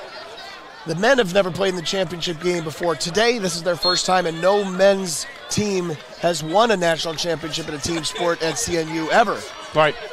And Mount Union, of course, has won 13 football championships and 17 championships overall, some in track and field, some in cross country. This is their first time in the men's basketball title game. Pool the ball on the baseline after Hines hit the second free throw. Flings it over to Mansfield. Mansfield on the near side. Gets it inside to Parker. He's banging with Anderson. Misses the shot. John Hines gets the long rebound. Up ahead, he's going mano-a-mano with Painter. Into the base. Can't do anything. Puts up the shot. Which way is it going? It's offensive on John Hines. Foul number 1 on Hines. You know, it's a sign of when you try to do too much, right? And Colin Hines wants to flop, but his brother lowered the boom. That's a good call, but you're right. A little too much. Got caught in the corner, and John Hines having a conversation with the official. I think it's the right call. You can't bang in that much and expect not to get a call no matter how the body does or doesn't fly. I would agree. On the floor, it is Mansfield, Painter, Newsom, Parker, and Poole for Mount Union. 10 seconds on the shot clock. Oh, Newsom maybe got away with a little bit of a push. Buries the three, though. That's his second three. He's not known for his offense, but he can heat it up from deep. John Hines now with the ball. Bounce pass inside to Barber, who is back into the game. Kicks it to Anderson, who can't control it, but it was deflected on the way out, way to him. And that's the key here. Barber out there with 2 fouls, and you go back to Mike Schauer in Wheaton against a game against St. John's when he brought in now All-American first teamer Tyler Krunchak. And he said he's had 2 fouls, set him for 9 minutes, brings him back with 9 to go in the half. And I asked him later, I said, what, that was a risky call. He goes, it's either I do it or I don't, we're going home. So I got to bring him. Right. And that's that's really where Christopher Newport is in this one. You either keep Barber on the bench and this gets worse, or you put Barber in and try and take advantage of opportunity. Here you're going to have Barber against Hill. Parker's out for a spell. Henderson makes it all the way to the rim and lays it in. Nice job. Get past Jeffrey Mansfield, get around him to the left, and find an open path to the basket. 26-14. Raiders with 6 fouls, by the way. Captains with 5, so Christopher Newport will go to the line on the next Mount Union foul. Barber sagging way off Poole, left him open. Poole missed the 3, but Hill pulls down the rebound. Newsom for 3 again, missed back iron, battle for the rebound, and Barber rips it down. His 5th rebound of the night. John Hines is fouled by Poole after a hesitation, and he will pick up his 2nd, I believe, and that will set up the 1-on-1. But to talk about Barber for a second, this is how Krikorian is kind of getting by, right? There was a time where, just a few minutes ago, Parker and Barber were both out there, but Barber was not on Parker. Barber was on Poole. Barber was even on Darrell Newsom a little bit, and also sagging off guys. You know, he knows. He's a smart guy. He's a junior. It's not his first rodeo. This is a time where you got to be a little more lax on defense. You cannot afford to pick up that foul number 3. We'll reset the field here in a moment as John Hines goes to the line yet again. He has made his 3rd trip there. He is 3 for 4 on the night, the only one who's been to the free throw line and hits the first one as Anderson returns to the game for the captain, spelling Henderson. So they're going the larger lineup now. Much larger, only about 10 inches bigger. Barber and Anderson on the floor with John and Colin Hines and Brody. And for Mount Union, it's Mansfield, Painter, Newsom, Parker, and Hill. John Hines can't get that one to fall. Barber got it back, puts it home. The old weird 3-point play, and Barber's got 6. Cuts the deficit to 9. Parker for 3 in the corner, no good. John Hines pulls it down. It's a 3-on-1 odd man rush. Floater up, no good. And Colin Hines is going to call for the rebounding foul. He got the ball with one hand, but he was shoving with the other right into the back. And that's his second. He's already heading to the bench. And John Krikorian's looking for options, and Graves his choice. I mean, Colin Hines has definitely struggled tonight, right? It hasn't been his night. He's 0 of 5 from the floor. He does have a bunch of rebounds, which is super helpful. But yeah, as a guy who, this is just me looking at him. This is not me knowing what's in his brain. But guy who's a freshman, maybe a little bit too up for this game, maybe trying to do a little bit too much. Both Hines brothers to the bench, and Krikorian having a long conversation with John Hines as he reties his shoelaces. Henderson into the game and along with Anderson. Probably just till the under 4, which will be the next dead ball. One of those guys will go back inside to Hill against Barber. Barber's got to be careful. Still misses a shot, does Hill, who knew about the foul situation. Henderson gets the ball going up against Newsom. Has to back out of the initial plan. Comes across the top of the key inside to Barber. Barber trying to go around Hill. Hill's going to get called for the foul. He can't believe it, but you can't walk into the guy shooting. Yeah, no, he's kind of sliding to the right.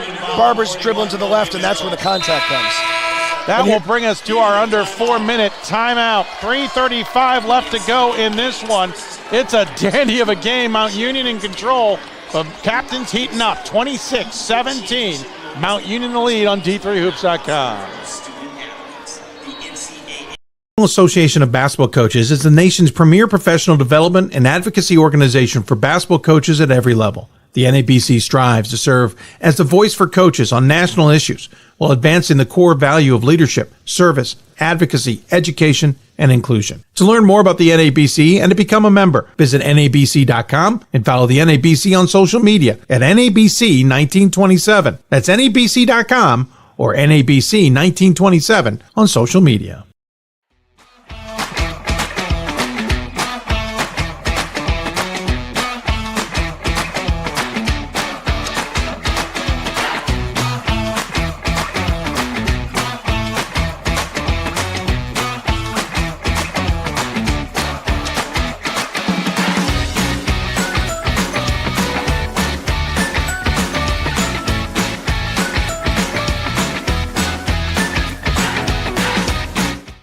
We can stop to make sure someone is okay. Get in the way and disrupt the situation. Get someone a cab. Or walk them home safely. We can change the language around rape. We cannot be bystanders. Taking action isn't always easy. But it's on us to intervene. Because we can. Learn more and take the pledge at itsonus.org.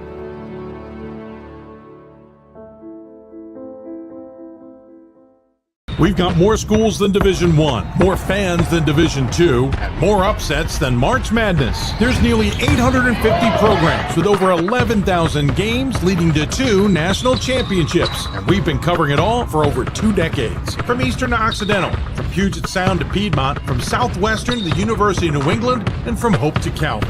Nobody covers Division III basketball like we do. We're D3Hoops.com at www.d3hoops.com. Welcome back courtside. Pat Coleman alongside myself, Dave McHugh. I just loved that the last couple of highlights in that little promo are from right here in this building a year ago, where now the home of the Division III men's basketball national championship for at least 6 years, maybe more. And a final 3.5 minutes here. You're CNU. You want to cut this down to about 5, I would think. Yeah, Barber on the line hits the first free throw.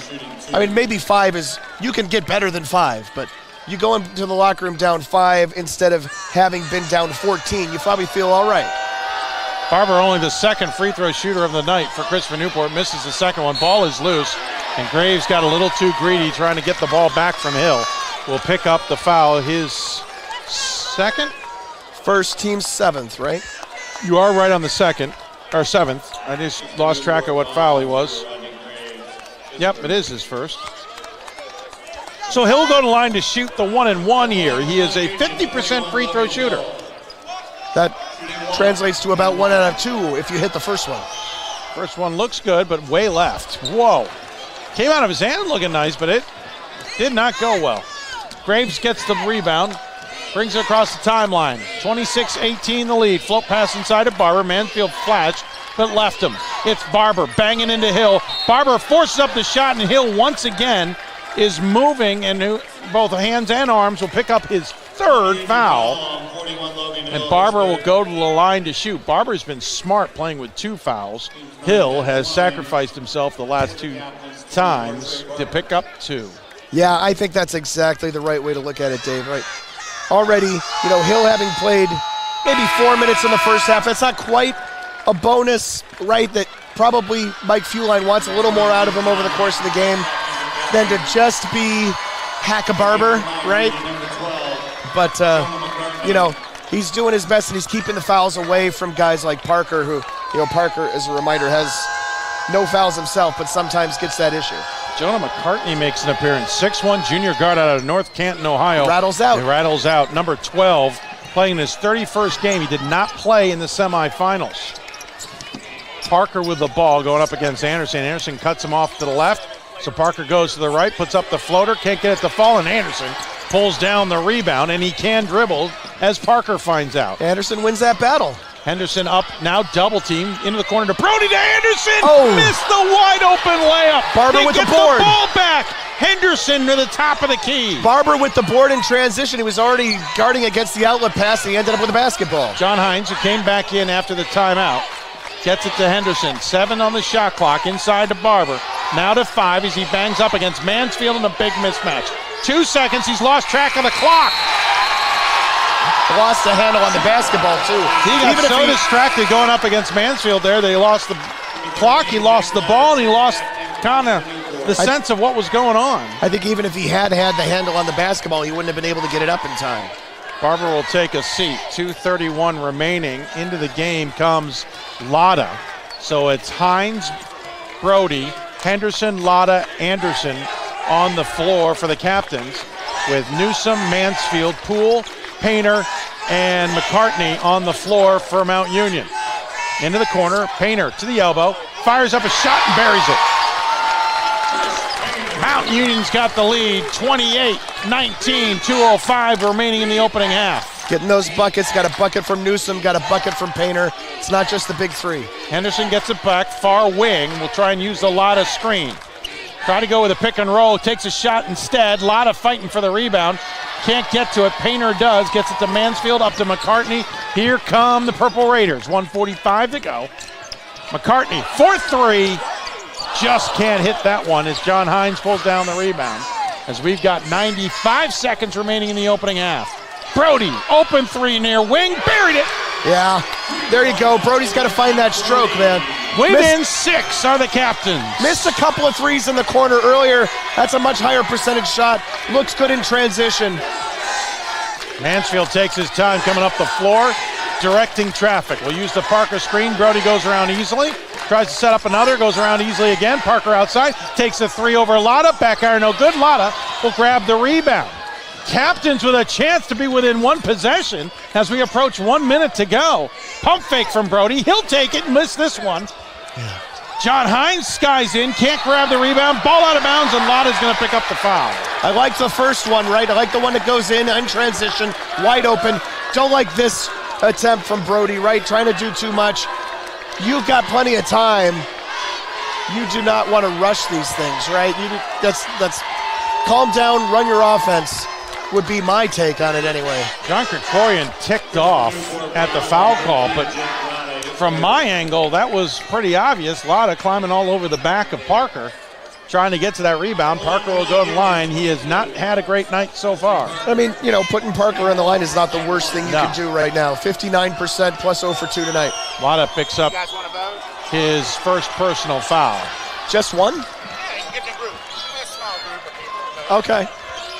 Yeah. John Hines with the ball. He'll drive in and draw the whistle. 46.5 seconds left, and Hines will go back. Barber was at the table to check in, and John Krikorian calls him back. In the meantime, Mount Union will go deeper into their bench. Dante Collier is sitting at the scorer's table now to come in as John Hines gets the first of what will be 2 free throws. Darren Drake came over to ask Krikorian, you had a guy at the table, what's going on? And then he said, I think he made I mean, some way communicating that he's going to do it later or something. He's not subbing for Shooter. John Hines hits the first. Collier in and replaces Newsom. Collier, 6'4" freshman guard out of Columbus, Ohio, playing his 32nd game. He did not play in the semis either. And Hines hits both, cuts the deficit to 4. 45 seconds left. Mansfield will bring it up, looks to his sideline to find out what Fuel Line wants for a play call. Christopher Newport fans pleading for the defense as their women's team gets ready to tip off the national semis in Trinity, Connecticut. 29 seconds left, shot clock to 12. Inside to Parker against Lotta. John Hines comes down on the double team. Lotta with a heck of an elbow and will draw a late whistle on what was an absolute huge contact there. And John Hines clearly not happy as he picks up his second. Yeah, this is Lotta who picks it up, but he's not happy about Lotta getting the foul either. That's what I mean, yeah. So Parker will go to the line again. He'll get 2 shots here.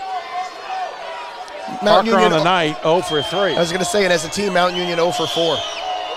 0 for 5 and 0 for 4. Barber back in. Lotta will exit stage left. 22.5 seconds on the game clock, 20 on the shot clock. Captains will get the ball, either trailing by 4 or 5 if Parker can find the net. Shot up, he does. He throws his hands up like, geez. Finally. Yes. So Henderson, John Hines, Brody, Anderson, and Barber on the floor for the captains. Shot clock is off as we are at 12 seconds left to go in the half. Henderson with 9 seconds slows up. Painter Brody will on come defense. over. He could take Painter, but now they switch. To John Hines, 3.5 seconds. Jumper on Mansfield, rolls out, rolls in, and the captains cut the lead to 3 at the buzzer. 29-26. Mount Union who had a 14-point lead. It's the captains with the momentum into the break. Yeah, John Hines watches that shot rattle around. The red light goes on. The ball goes down. He comes running back to the bench, little pump fist pump saying, all right, I got it. So many times, right, tonight, 2 separate times, maybe even 3 times, there's been shot clock violations for Christopher Newport because they could not get a shot off in the closing moments. This one, a big one, as you said, 1 possession game going to the locker room. Unbelievable. Captains finally figuring it out. They started 1 for their opening 17. Mount Union now is 1 of their last 8 in this one, and the captains within 3. As interesting enough, Mount Union did not use it or lose it in that half, so both teams will have 3 timeouts in the second half. Clock's just gotten started for halftime. Raiders don't mind having a little bit extra time, nor the captains. 29-26 the lead for Mount Union. You're listening to the D3Hoops.com.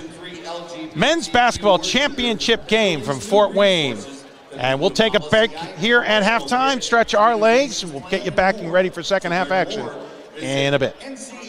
More schools than Division I, more fans than Division II, and more upsets than March Madness. There's nearly 850 programs with over 11,000 games leading to 2 national championships. And we've been covering it all for over 2 decades. From Eastern to Occidental, from Puget Sound to Piedmont, from Southwestern to the University of New England, and from Hope to Calvin.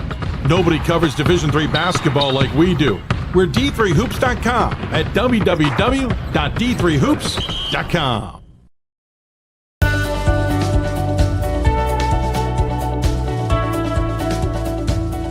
I just wanted to get good grades and to do well. But it also made me realize that I have a lot of career goals. You're there to get a full college experience, not only participate in your sport, but participate in things outside of that. And it's all about growing as a person. My coaches have helped me with figuring out who I really am. Their lives are dedicated for us to succeed. The National Association of Basketball Coaches is the nation's premier professional development and advocacy organization for basketball coaches at every level. The NABC strives to serve as the voice for coaches on national issues while advancing the core value of leadership, service, advocacy, education, and inclusion. To learn more about the NABC and to become a member, visit NABC.com and follow the NABC on social media at NABC 1927. That's NABC.com or NABC 1927 on social media. Passion's love. Passion is love for what you do. Because I think when you face challenges, it comes down to how much you want it and how much you love it. Passion is what keeps you going forward. Seeing so many people that were like-minded and so hardworking in their sport and academics, being surrounded by like-minded people makes you want to be more passionate. I think it pushes you to a different level that maybe you didn't think you had. And you can do the best of both worlds and love all of it. Responsibility is being accountable for your words and actions, first and foremost. It also is an obligation to be a positive influence in the communities around you. Being in a D3 program, you're going to have lots of different opportunities. You're not just an athlete, you're also involved in student life. Your academics are extremely important. We give a lot of our student athletes responsibilities right from the start by giving them leadership opportunities, by having them engage in the community, be a positive influence. That's being a responsible person. Proportion to me is the lived experience of our Division III student athletes. They balance life from an academic perspective and the rigors of competing at a high level, bonding with teammates and building lifelong friendships. But they also are involved in their communities. They work jobs and internships and volunteer. They've learned to be resilient. Diverse experiences are setting them up for the future. Passion's love. Passion is love for what you do. Because I think when you face challenges, it comes down to how much you want it and how much you love it. Passion is what keeps you going forward. Seeing so many people that were like-minded and so hardworking in their sport and academics, being surrounded by like-minded people makes you want to be more passionate. I think it pushes you to a different level that maybe you didn't think you had. And you can do the best of both worlds and love all of it. A good citizen is someone who wants to make a positive impact, both in their communities and in the world around them.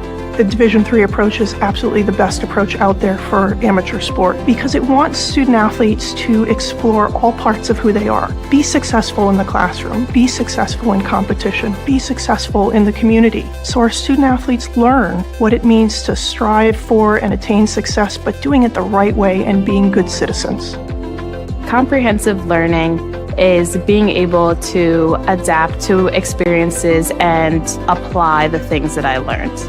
Being an athlete and juggling academics helped me grow as a person, and things that I've learned, I was able to apply it in another field, putting them into everyday life. Developing comprehensive learning helped me prioritize certain things to make sure I get to where I want to be. Responsibility is being accountable for your words and actions, first and foremost. It also is an obligation to be a positive influence in the communities around you. Being in a D3 program, you're going to have lots of different opportunities. You're not just an athlete, you're also involved in student life. Your academics are extremely important. We give a lot of our student athletes responsibilities right from the start by giving them leadership opportunities, by having them engage in the community, be a positive influence. That's being a responsible person. I believe sportsmanship is a mutual admiration and respect for your fellow competitors. We all go through a lot to reach the point where we compete against one another. It's important to realize that. So once we're finally on the field or on the court or on the starting block, we look at each other as fellow human beings and not just competitors. Being able to recognize the hard work that other athletes are putting in creates a more positive and inclusive environment.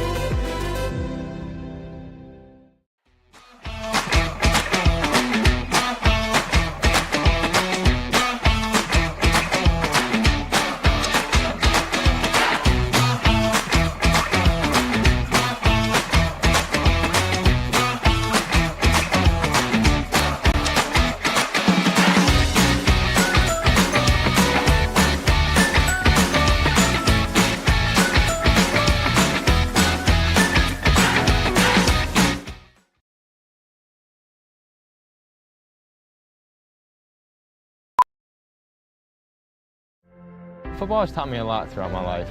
It's definitely had a huge imprint on who I am as a person. Competing at a Division III level created that opportunity for me to go to college.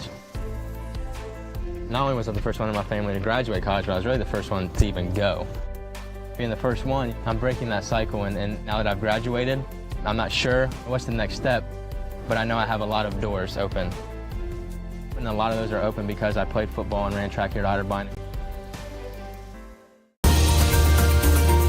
I believe sportsmanship is a mutual admiration and respect for your fellow competitors. We all go through a lot to reach the point where we compete against one another. It's important to realize that. So once we're finally on the field or on the court or on the starting block, we look at each other as fellow human beings and not just competitors. Being able to recognize the hard work that other athletes are putting in creates a more positive and inclusive environment. I used to never really talk.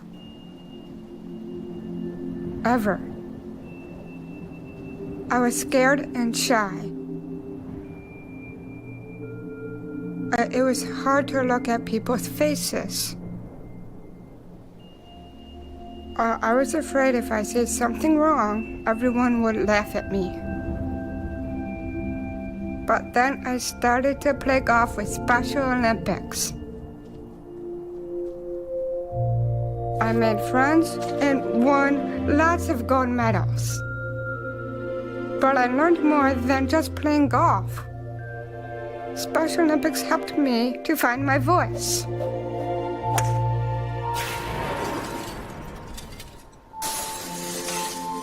And now everyone else is speechless.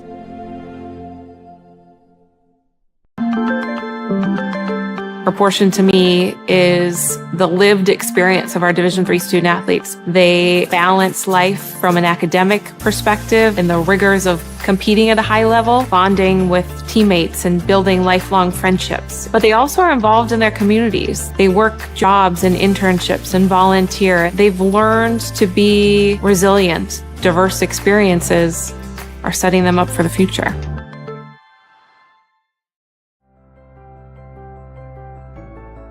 It's on us. It's on all of us. And it's time to act now.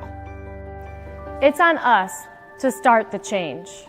It's on us to be the change. It's on us. It's on Division III. It's on all of us to stop sexual assault.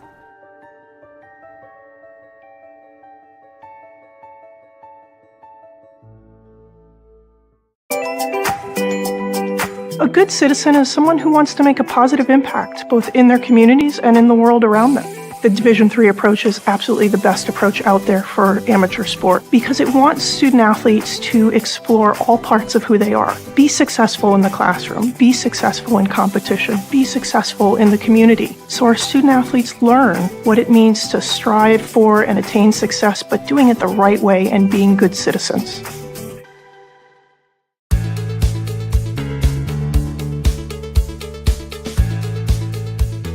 Being a part of the different activities and organizations that I've been a part of, I'm actually able to see myself where I'm like, hey, I actually can make a change. I'm one person that can make a difference. Division III has helped me to develop teamwork skills, critical thinking skills, time management skills. It's not just about basketball or it's not just about school. It's about developing yourself as a person altogether.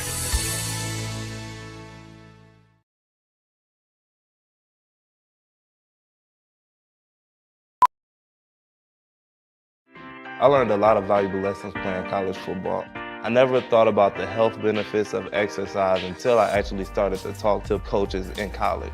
It's not only just for performance, it's for life.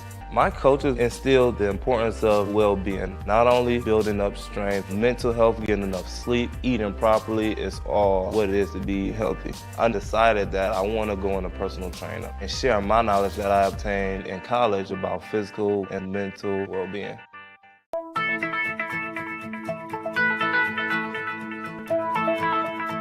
College has given me the flexibility to pursue my passions and my interests, and I've recreated my identity for myself aside from just being an athlete. My greatest personal discovery has been that I am capable of doing things that I didn't know I was capable of doing. To be able to study what I wanted to and continue to play the sport I love, all of those things came together very nicely in one package in Division III. The National Association of Basketball Coaches is the nation's premier professional development and advocacy organization for basketball coaches at every level. The NABC strives to serve as the voice for coaches on national issues while advancing the core value of leadership, service, advocacy, education, and inclusion. To learn more about the NABC and to become a member, visit NABC.com and follow the NABC on social media at NABC 1927. That's NABC.com or NABC 1927 on social media. We've got more schools than Division I, more fans than Division II, and more upsets than March Madness. There's nearly 850 programs with over 11,000 games leading to 2 national championships. And we've been covering it all for over 2 decades. From Eastern to Occidental, from Puget Sound to Piedmont, from Southwestern to the University of New England, and from Hope to Calvin. Nobody covers Division III basketball like we do. We're D3Hoops.com at www.d3hoops.com.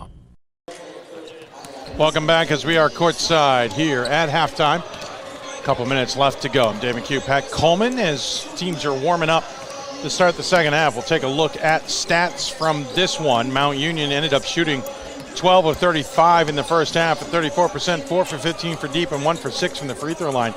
Captains Christopher Newport, 8 for 35 at 23%, but that's a much improved after going 1 of 17 to get things rolling. They're 7 of their last 18. 2 of 12 from outside, 8 of 12 from the free throw line. Leading scorer for the Purple Raiders with 15 points is Christian Parker on 6 of 6 shooting, 2 for 6 from deep, 1 for 5 from the free throw line with 6 rebounds to lead the team. Christopher Newport's being led by John Hines' 10 points on 2 of 7 shooting, 0 for 1 from deep, 6 for 8 from the free throw line with 5 rebounds. Colin Hines has 6 rebounds but no points. Trey Barber has 8 points and 7 rebounds for the captains. Turnovers, Mount Union with 5, Christopher Newport with just 2. I'm sorry, that's points off turnovers, 5 and 2. Turnovers in reality, it's 2 for Mount Union. It is for Christopher Newport, 4. And blocks, 4 for Mount Union, just 1 for Christopher Newport, though it was an emphatic 1, to say the least. No one's really in, well, not like huge foul trouble. You had a lot of 2s. You do have Logan Hill with 3. That might affect a little bit, Pat, of what Mount Union does should Parker get into foul trouble or need a break. Yeah, absolutely. You're exactly right, Dave. Thanks a lot. It's a third foul for him, right? And if Parker gets in foul trouble, which he does not have any fouls right now, Hill is one of the guys who would come in and kind of pull in some of that. You mentioned 4 turnovers for Christopher Newport. They had only 4 turnovers in the entire semifinal. Now, either one of those numbers would be fantastic, right? 4 for a game is practically unheard of. 4 for a half, still pretty good, but, you know, Mount Union did turn that into 5 points. We just glossed over those free throw numbers here on the when we came back, when we talked about the end of the first half. 1 of 6 from the foul line for Mount Union. That is a struggle. They need to do better than that here in the second half, because, you know, I'm just pretty sure you can't shoot 17% from the foul line in a national title game. Keep this in mind. Christopher Newport, when trailing at the half this season, are 8-0. Including in the national semifinals. Darren Drake, our referee, talking with Colin Hines. You remember there was a lot of discussion. Colin Hines not happy with some foul calls in the first half. It's a much calmer discussion after a 20-minute cooling off period. We'll start this second half with the captains going right to left. They're in their home whites with the the silver numbers and blue trim. And as you said earlier, they're now underway in Hartford, Connecticut. Rhode Island College leads Christopher Newport 11-5 with 4:37 to go in the first period there in the women's national semifinals. Starting 5s for both teams on the floor to get this thing going. John Hines from the top of the key, shot no good. Barber pulls down the rebound. He'll go mano-a-mano with Parker, force up the shot, and gets it to fall in the middle of the paint on a tough right-handed shot going back into Parker, but a heck of a way to get to within 1 as we start this second half. Barber with rebound number 8, and he turns it into points 9 and 10. Gurley gets the ball for Mount Union in the black uniforms. Around the screen from Parker to the elbow, fade away to the right, banks it home. That did not look like it had a chance. No, it did not. But it banks home awkwardly and back out to a 3-point lead. That's what that glass is good for. We talked during the break, Dave. I mean, Gurley only played 12 minutes in the first half. He was on the bench with those 2 fouls for quite some time. But they need that offense. It was part of the reason they were out to that big 14-point lead. Entry pass to Barber, deflected by Gurley out of bounds, so it'll be Mount Union ball in front of their own bench.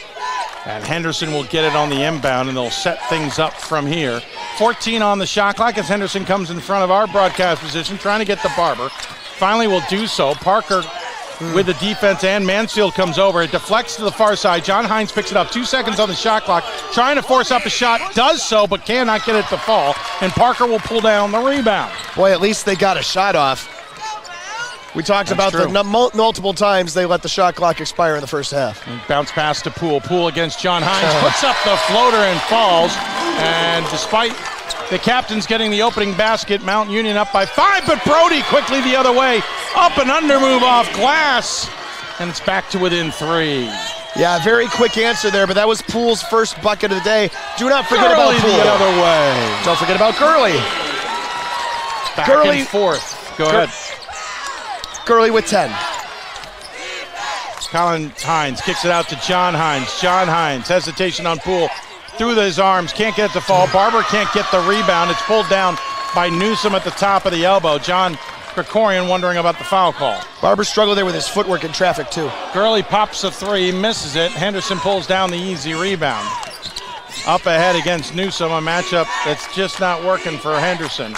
They'll fling it to the other side to John Hines, who'll get it back to Henderson. Now they're trying to get the Barber isolated, but Mansfield is hanging out in his hip pocket.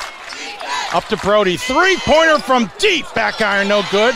And Gurley isolates to grab the rebound. Up ahead, hesitation, floater to the far side, too far for Parker to go ahead and grab. It'll go out of bounds to the captains, and Gurley points out his errors. Right, not a great pass for him, but Gurley did not have an opportunity really to take it to the basket either because Barber was keeping up with him in transition. Barber with those big arms. If he didn't alter the shot, maybe he altered the pass, and that's the pass that went out of bounds. Colin Hines takes his seat, and back in the game comes Caleb Furr. First time, though, this half. First sub of this half for either team. John Hines quickly inside to Barber. Barber hesitates, draws the foul on Mansfield, who looks confused as to why he got called for the foul, but again, it's his left hand that he's pushing off with. That's his second. Barber will go to the line. Parker had gambled on it. Barber got to the ball, left in mano-a-mano with Mansfield, and Mansfield picks up the foul. Listen, I talked to a couple coaches at halftime. They thought this officiating crew was doing a solid job, and as much as Mansfield's frustrated there, he's got to understand it's his offhand that keeps shoving guys, and then why he's picking up that foul is Barber cannot hit the free throw and take advantage of a three-point opportunity. It is 35-32 Mount Union. Quickly corner. 3 is good for Newsom. He is a defensive guy for this Mount Union team, but he can heat it up from deep. He has got 6 points. Yeah, big night for Newsom here. Big second half already. Kick out, John Hines. He'll hit from the elbow. Poole makes it a tough shot, and he misses. Parker pulls down the rebound. Mansfield will bring it across the timeline. He'll go around the screen, take a 3 himself. That one goes home. Raiders have opened up the lead. 41-32, 16-31. John Krikorian calls timeout. Not only have a conversation with his team, but have a conversation with the officials as well. That'll be the long media float and break. We'll take it as well.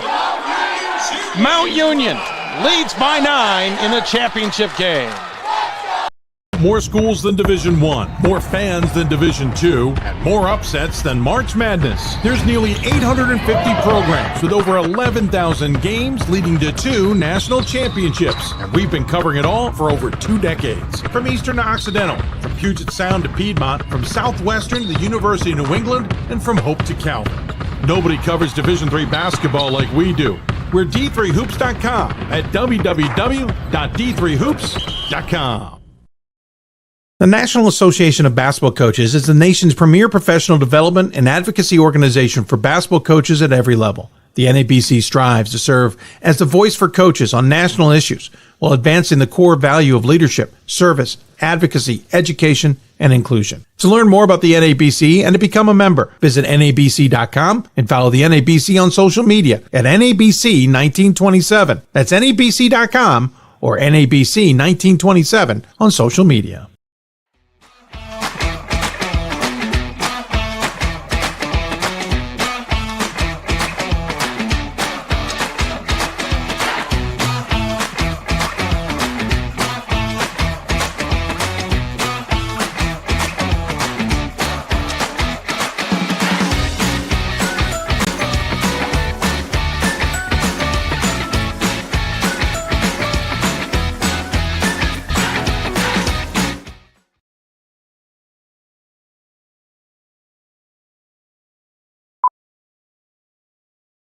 There are over 480,000 college athletes.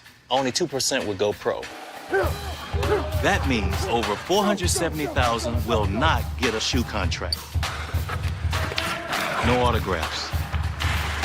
No private jets. No fan clubs. No Hall of Fame inductions. Instead, they will walk away with something much more valuable.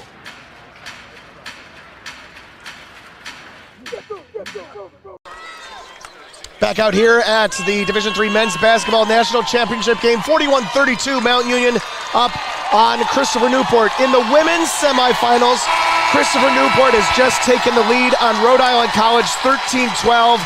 Coming up on the end of the first period there, Gabby Sandiego and Sandra Fan with 5 points apiece for the Lady Captains, now at the end of one in Hartford, Connecticut. You can find coverage of that game on D3Hoops.com. I heard of that. He's Pat Coleman. I'm Dave McHugh. Welcome back as we're underway. Under 16 and a half to play. 41-32 the lead for Mount Union, but Christopher Newport has possession. Bounce pass into Barber. Bangs up against Parker. Has a little hesitation. Gets to the left side, but misses the layup. Poole ripped down the rebound, and a great opportunity and good job by the defensive unit of Mount Union. I always have a hard time deciding whether I like the soft touch or if you're just not being aggressive enough. This time, went left hand, soft touch, but he left it short, not hard enough. Kick out. Parker likes the three. This one from NBA range doesn't get it to fall. Brody pulls down the rebound. We know that because there's a black line on the floor. Yeah. That's the NBA line. Missed pass to Henderson. Ball is loose. Hines tries to save it to go out of bounds. And John Krikorian doesn't have anything to complain now. It's just simply bad play by Christopher Newport. Colin Gurley right in front of us, exhorting those Mount Union fans to make some noise. They are making noise, and we got another timeout. That is now the under 16. We'll talk it over. So will the teams. 15:48 left. Raiders in control by 9. A good citizen is someone who wants to make a positive impact, both in their communities and in the world around them. The Division III approach is absolutely the best approach out there for amateur sport because it wants student athletes to explore all parts of who they are. Be successful in the classroom, be successful in competition, be successful in the community. So our student athletes learn what it means to strive for and attain success, but doing it the right way and being good citizens.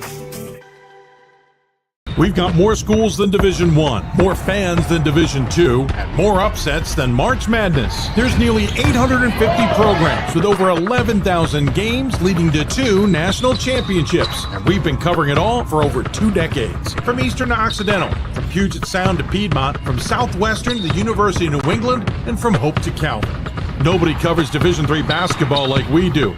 We're D3Hoops.com at www.d3hoops.com.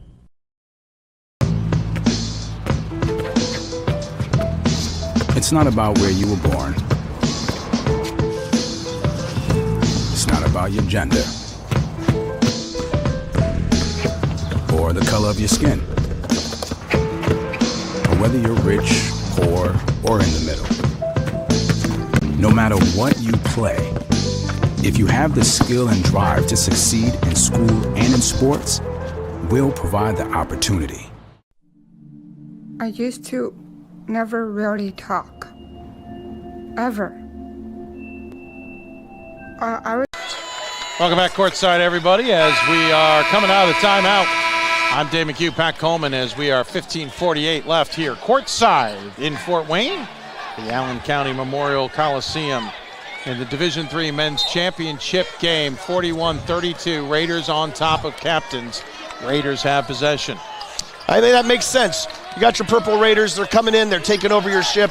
Look at me. Look at me. I'm the captain now. Oh, I see how you did that. Poole throws it to Colin Hines back into the game, trying to get it to Gurley. Brody, Hines and Hines, Barber and Furr on the floor. Nice feed to Barber on the floater from Hines. Everyone got ball watching Hines trying to take what they thought was the shot. Yeah. And he hits the basket instead. Yeah, absolutely. I was exactly the same. Lulled to sleep a little myself. Thought that was a shot. Mansfield, Gurley, Newsom, Parker, and Poole on the floor. The starting 5 for this Mount Union squad. Both teams looking for their first ever national championship in the sport. Gurley with an up and under acrobatic point at the camera shot. That's Come on impressive. now. That's impressive.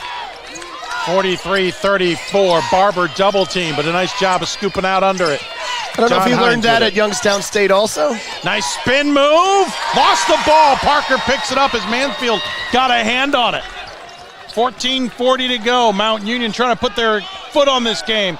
Parker misses the shot, though, early in the shot clock. Colin Hines gets it, and his brother John's like, hurry up.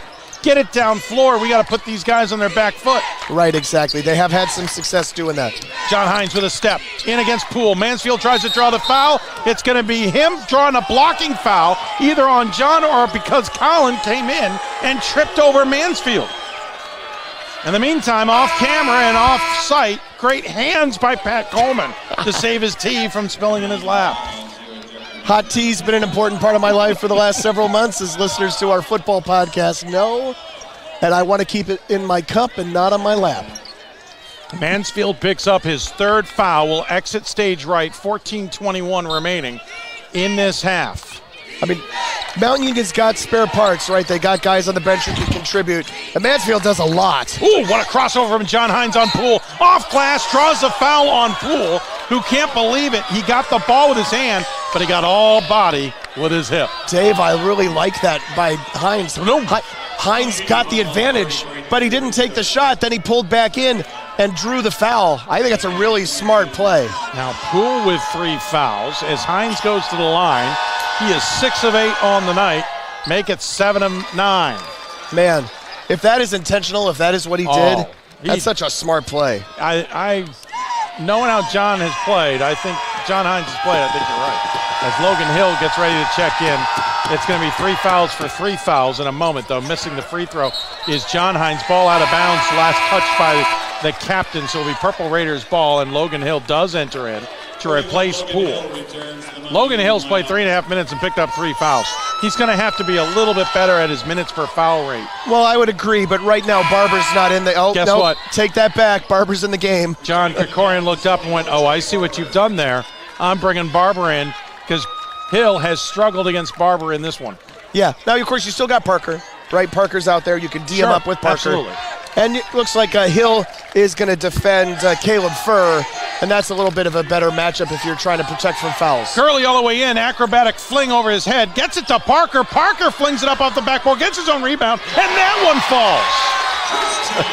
Parker, man, he's just 7 of 19 today. Back to a 10-point lead to Colin Hines, who lays it home, draws the foul, going to the line. Back about Parker for just a second. Missed so many inside shots in the first half of the national semifinal against Whitewater. Then a much different night for him in the second, 8 of 14 after halftime. Still struggling from the floor, but he does have 17 points. Colin Hines, 1 for 6 in the game, hasn't gone to the free throw line, misses the 3-point opportunity as Mount Union is not doing great from the line. They're 1 of 6. Yeah, Christopher Newport's not doing great either, 9 of 16. No. Parker with the ball, float inside to Hill, way too far away for Hill to get to. And so it'll be a turnover for Mount Union as Anderson back into the game for Furr. Just the 5th turnover of the afternoon for the Purple Raiders. Clean game, relatively speaking, for these two programs. Yeah, absolutely. 13:29 here in the second half of the national championship game here in Fort Wayne. Mount Union leads Christopher Newport 45-37. Brody uses Barber on this pick and roll. Now over the far side to Colin Hines. Up and under. Good no call against Logan Hill. Into the corner. Brody for 3. Buried it. Brody missed those threes earlier. We talked a lot about it. 2 from the corner. First couple minutes of the game. Here, he had an extra split second to gather himself. Feet underneath him, buried that one. 2 for 7 he is, under 13 minutes to go. 5-point deficit now for the captains. Newsom with the ball, top of the key for Mount Union, uses the Logan Hill screen, and yep, he's going to draw the illegal screen because his legs were way too far apart when he set that screen. Offensive foul on Mount Union, 41, Logan Hill. 5th foul of the half, and of course the 4th foul for Hill is a personal. They treating that like his 5th? No, I mean, it shouldn't be. They just treated it like it was his 5th. Oh, it is his 5th. It is his 5th. I missed 4. So they called him on a fourth that I didn't see. Did they call him for the foul inside here with Colin Hines? That's a great question. I guess they called him for the foul on Hines. I thought they called it on somebody else. Barber inside gets enveloped by Parker, who draws a foul. And now Parker picks up his first. So your answer is yes. Oh, At 13:48, it was a foul against Logan Hill. Wow. I thought that was on somebody else inside. Not sure what the Mount Union fans are complaining about. Parker literally hugged Barber on that as Barber hits the free throw. In the meantime, Hill ends up playing for 5 minutes today, picking up 5 fouls, 0 for 1 from the floor, 0 for 1 for the free throw line with 3 rebounds and a turnover. As Barber hits both and the lead down to 3, and timeout called by Coach Feuline. 12:39 left. He's now complaining to the officials. It's a 45-42 lead. It's a 30-second or a full break. That's a full. We'll keep it here anyway. He's talking to Darren Drake. It's not a media break, so we'll keep it here. 12:39 to go. 45-42, Pat. And a huge development in this, in the fact that they try and bring in Hill to spell some time, and he just can't do it. Exactly. The captains attacked him. Exactly. So they took Poole out, right? They brought Hill in. They lose Hill. Now you got McCartney. That's a completely different look for them. You're trying to steal some time on your bench with other guys, more, key guys in your rotation who you're trying to keep off of the floor. Like Mansfield, the guy with 3 fouls. Braden Poole, the guy with 3 fouls. You don't want to have those guys on the floor. I mean, you can sacrifice Logan Hill. You didn't want to. You don't want to give him 4 and 5 that quickly. But those are the things you got to do. Now Painter is into the game. Parker, Gurley, McCartney's back in. Yep. Along with Newsom. It's a different look, and you got to get more from Parker. You got to get maybe some offense from Newsom, and Gurley's got to score. Gurley's got the ball against Colin Hines, the best defender for the Captains. He's able to go around him, but it's going to be a hand check called on Colin Hines before Gurley gets any resemblance of a shot off. Mount Union fans sarcastically cheering the call on Colin Hines, but to be honest, it's the first time anybody's attacked the Captains' defense in a while. It's the second team foul on the afternoon here in the second half, right? Maybe it's even just one. Right, everybody looks up at that scoreboard and goes, blah, blah, blah, blah, blah. Foul number, foul. Yeah, Mount Union just hasn't attacked the Captains defensively as they should. See, Painter backs off on the attack there. Now he hits the shot. Yep. But that's not drawing a foul that way. He's got 4, 12:09 to go here. Back to a 5-point lead for Mount Union. Inside to Anderson. He's going up against Gurley in a bit of a mismatch. Spins to his right, goes back to his left, misses a shot, battle for the rebound, and Anderson will draw the foul, trying to climb over the back of Gurley for the rebound. That will bring us our timeout. With 11:57 to go, 47-42, Mount Union the lead in an interesting back and forth affair here as we take the break. The National Association of Basketball Coaches is the nation's premier professional development and advocacy organization for basketball coaches at every level. The NABC strives to serve as the voice for coaches on national issues while advancing the core value of leadership, service, advocacy, education, and inclusion. To learn more about the NABC and to become a member, visit NABC.com and follow the NABC on social media at NABC 1927. That's NABC.com or NABC 1927 on social media.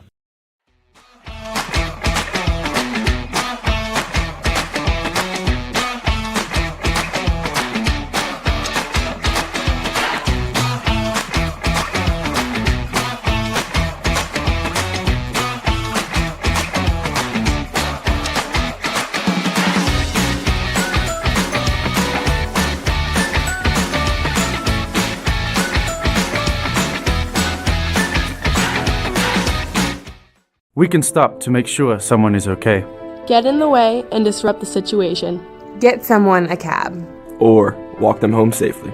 We can change the language around rape. We cannot be bystanders. Taking action isn't always easy. But it's on us to intervene. Because we can. Learn more and take the pledge at itsonus.org.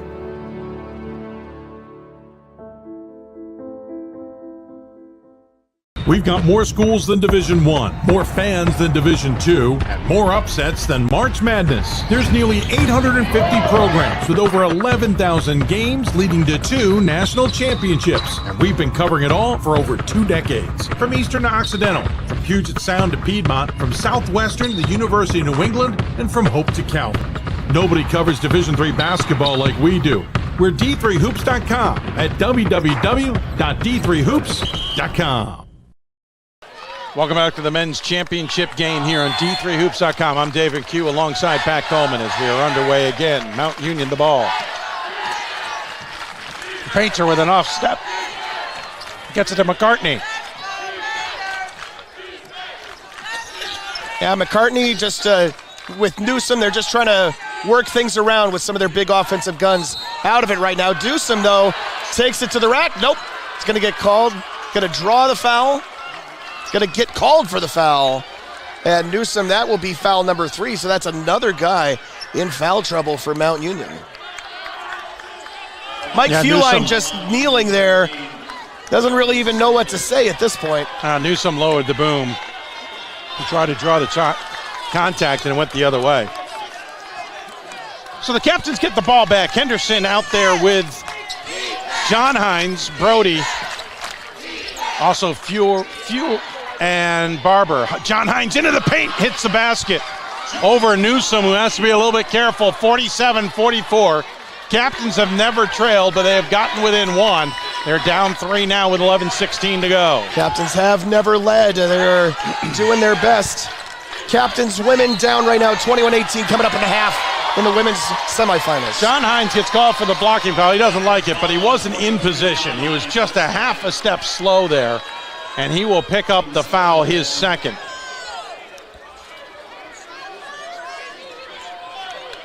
So he did not bring out Newsom. He's stuck with this 5 ever since Hill fouled out. Feuline trying to find this kind of combination of 5 to give him something. Gurley with a quick step and gets past Barber even to hit the running layup. Yeah, I mean, Gurley can do that. Nice pump fake from Brody into a heap of paint. I don't know. A group of Mount Union players who swatted out of his hands. What's the collective noun? Then they turn it over. What's the collective noun for Purple Raiders? Brody doesn't shy away. He goes right at Parker. Parker slams his hand off the glass and comes up kind of wincing a little bit. I think it's got to be a cutlass of Purple Raiders. Okay. That's what that sword is they have on their logo. I was about to make a reference to the football team. I know. I couldn't come up with a good one there. Gurley to the baseline. I know, Dave, you hang in there. So Gurley guarded by Hines. I think I'm going to stop the coffee. I think it's my problem. Parker against Barber. We love this matchup. Tipped out. McCartney, shot clock at 3. Painter shakes and bakes it. It's too late. Got it to Parker. Parker buried it, but it was after the shot clock expired. Might review that. No, they are. They can review that if they like, and obviously. They will. But they got the call right. I agree. I think they got the call right, absolutely. Yeah, I mean, we're looking at it on the CBS monitor next to us. This will be a quick review, but it is a championship game, so let's get it right. Yeah, let's look. They'll take that break and that opportunity. No, they got it right. With 10:04 remaining.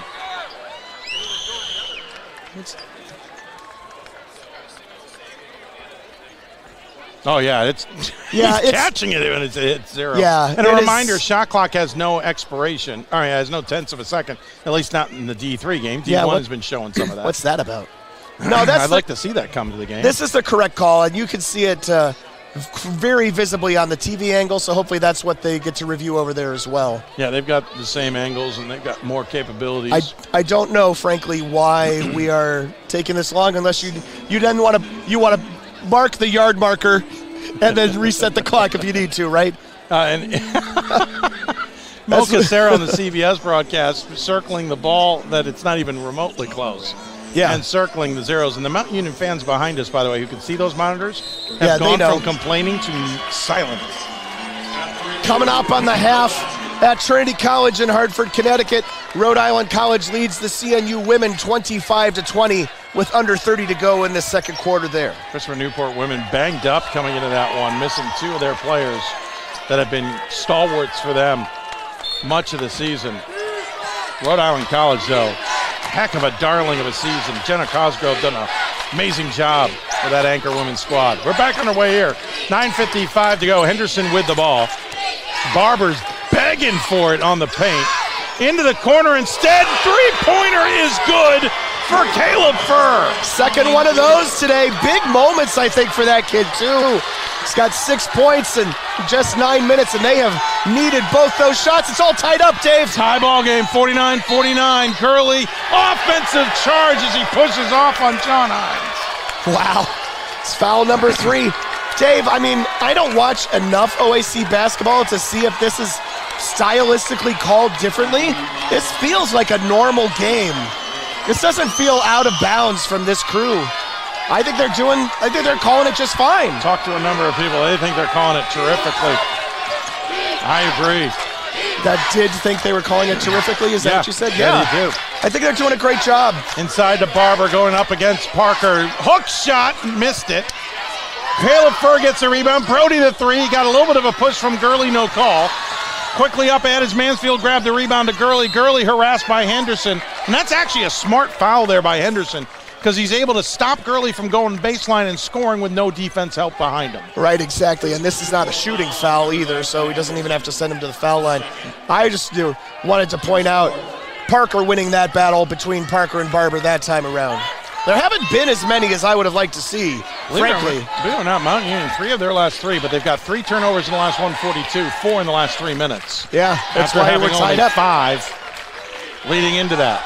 Under 9 to play. Newsom's got the ball, going up against Furr, will drive in. Barber not in position to get the block. Newsom can't get to the ball. It's going to roll out of bounds off of him, and it'll go back to captains. Fewline looking for some call, and I'm unsure what. He's pointing up court. And then, now, ask for a little bit extra from our officials. Yeah, that is having a conversation with Ben Wolf. Is it Ben Wolf? Ben Wolf just double check. Smiles and puts the whistle in his mouth and readies for play. Captains with the ball. Tie ball game with 8:43 left. 49-49. Barber has a lane. Oh. This is the slam, but Painter's going to draw the foul because Painter did get Barber's arm. That's actually a really, from what I saw in the action, a good call. Yeah. Absolutely. It comes right across the forearm. Right, right there. Yeah, absolutely. Yeah, it's a foul. He didn't get the ball. Yeah. So Barber goes to the line to shoot. It's 4 of 7 today. That's a call that doesn't always get made, but it affects the shot. Is that? I'm just looking at how the net is threaded. The net's just kind of up. Someone's got to yank it down. That's all. Painter leaves. And Mansfield came back in at the previous dead ball, so they get a little bit more of those, few more of those starters on the floor. In the meantime, for the first time tonight, the captains are in the lead, 50-49. 8:38 left as Barber goes 1 for 2. He'll exit. So will Henderson. So it is Furr, along with Brody, both Hines brothers, and Anderson on the floor for the captains. It is Poole, Mansfield, Parker, Gurley, and Newsom, the starting 5 for Mount Union. Parker up against Anderson. Baby hook can't fall. Anderson hauls down the rebound. It's a good time to get Barber some reps. Absolutely. Hines with a crossover on Poole. Poole all over him. No call there. Missed the layup. Furr gets the rebound, gets it out to Brody. Pump fake from Furr on the 3. Brody gets it back, gets it to John Hines with 13 on the shot clock. 8:08 to go in the game. Looking at trying to go to Anderson. Anderson will come up and set the screen instead. Hines will go to his right. Pump fake in the middle of the lane. Hits the shot over Parker. The captains have got momentum. Fuel Line has seen enough. 7:58 left. 52-49 the lead. The timeout's going to bring a longer break for the chance for the Mount Union to talk things over. They have fallen behind in this one suddenly and surprisingly. 7:58 to go in the national championship. A good citizen is someone who wants to make a positive impact, both in their communities and in the world around them. The Division III approach is absolutely the best approach out there for amateur sport because it wants student athletes to explore all parts of who they are. Be successful in the classroom, be successful in competition, be successful in the community. So our student athletes learn what it means to strive for and attain success, but doing it the right way and being good citizens. We've got more schools than Division I, more fans than Division II, and more upsets than March Madness. There's nearly 850 programs with over 11,000 games leading to 2 national championships. And we've been covering it all for over 2 decades. From Eastern to Occidental, from Puget Sound to Piedmont, from Southwestern to the University of New England, and from Hope to Calvin. Nobody covers Division III basketball like we do. We're D3Hoops.com at www.d3hoops.com.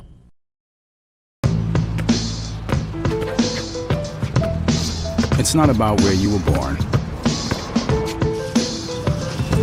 It's not about your gender or the color of your skin, or whether you're rich, poor, or in the middle.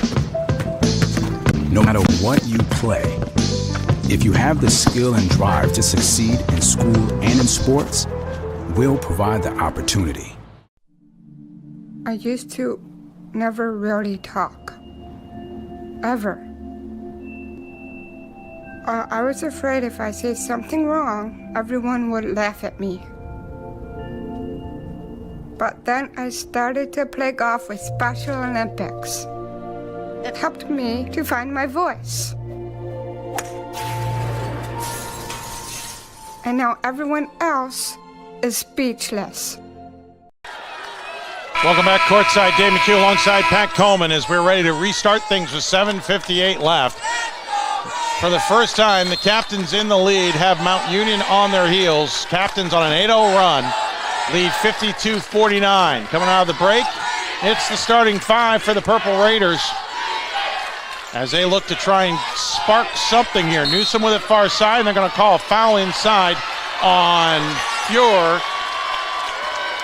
I believe, Furr for holding on to Parker, who's trying to gain possession or position on the post. It's a good time for a timeout, right? Obviously the under 8 was there anyway, but you didn't want to keep waiting for the whistle. You get your starting 5 in there, you get a little bit of a reset. Motions are running high. You got to get these guys calmed down and get them back in this game. Mount Union at its best wins this game, I think. Furr's just picked up another holding foul. I think Mount Union at its best wins this game right now, but they are not at their best at this moment. So Furr has picked up 2 quick fouls. Yep. He got called for holding basically on a guy trying to position or cut through on both occasions. So they bring Barber back in. Barber was already in there, interesting enough. Gurley misses it. They bring Anderson back in. So they bring Anderson back in. Colin Hines quickly up ahead off the miss, off glass, cannot get it to fall. Ball is loose. Parker will collect the rebound. Yeah. And I saw that second one on Furr, by the way. It made total sense where I got called for it. Yeah, Mount Union here. They can do this. Mansfield clears some space, will draw a foul on Anderson, I think. He's trying to claim he got all ball. Didn't look that way, but I didn't see it from a great angle. But Dave, here's why we haven't had the starting lineup on the floor together for Mount Union for quite some time. Mansfield, 3 fouls. Gurley, 3 fouls. Newsom, 3 fouls. Christian Parker, just 1. Braden Poole, 3 fouls.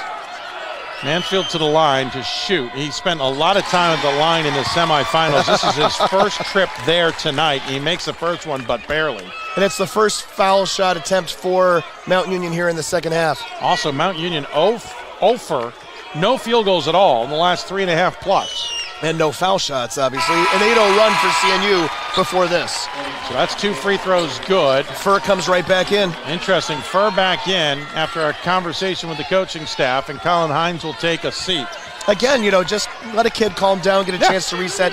You need him in this game here for this final 7:23 and whatever else might happen today. Mount Union shooting 21 of 51 from the floor, 6 of 20 from outside, 3 of 8 from the free throw line. Captains, as Anderson attacks, are 18 of 58 from the floor, 4 of 16 from beyond the arc, 12 of 20 from the free throw line. As John Hines gets into the lane, puts up a floater, back iron no good. Barber to tip in while being held to the ground by Parker. Did he tip that in with the back of his hand, Dave? Or he spun his hand around. My goodness. Not positive, but it was certainly miraculous. That is crazy. Step back three, Mansfield, nothing but net. Tie ball game. 11 for Mansfield. John Hines into the corner. Furr is open. Splashdown.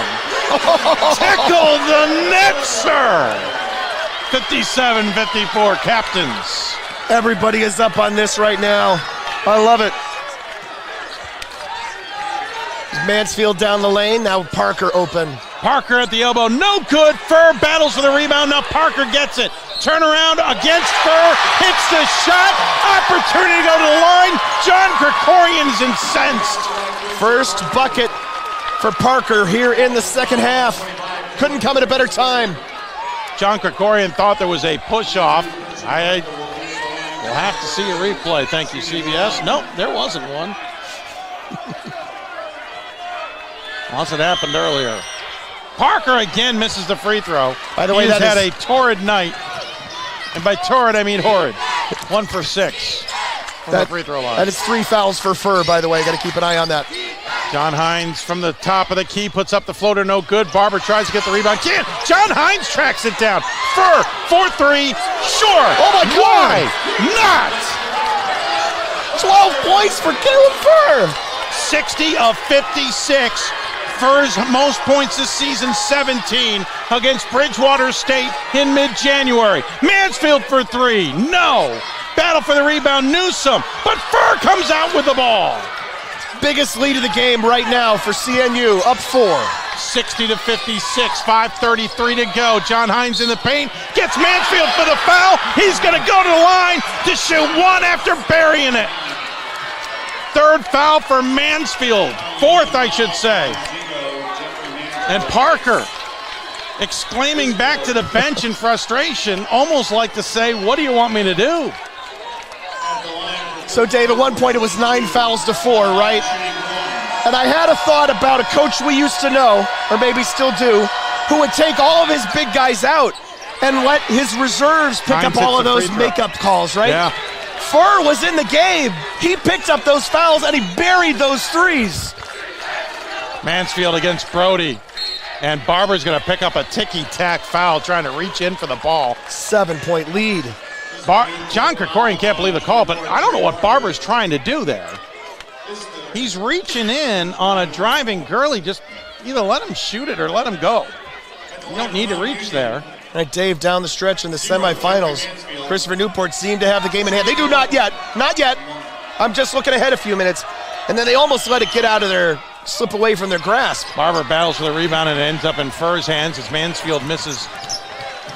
3 for 10 from the line, Mount Union today. Turnaround, John Hines forces it, no good. Barber tries to get to it, can't. Gurley will. 63-56 lead, 5:08 to go in the championship. Gurley with a hesitation against Hines. Gets nowhere. Into the paint, he finds himself, puts up a floater to the right hand. That runs out, and Anderson pulls down the rebound. They needed that. I thought Gurley did a really good job of getting his way to the basket, finding his way to get open, getting off a high percentage shot. Just did not get the roll. John Hines with the ball, being guarded by Poole.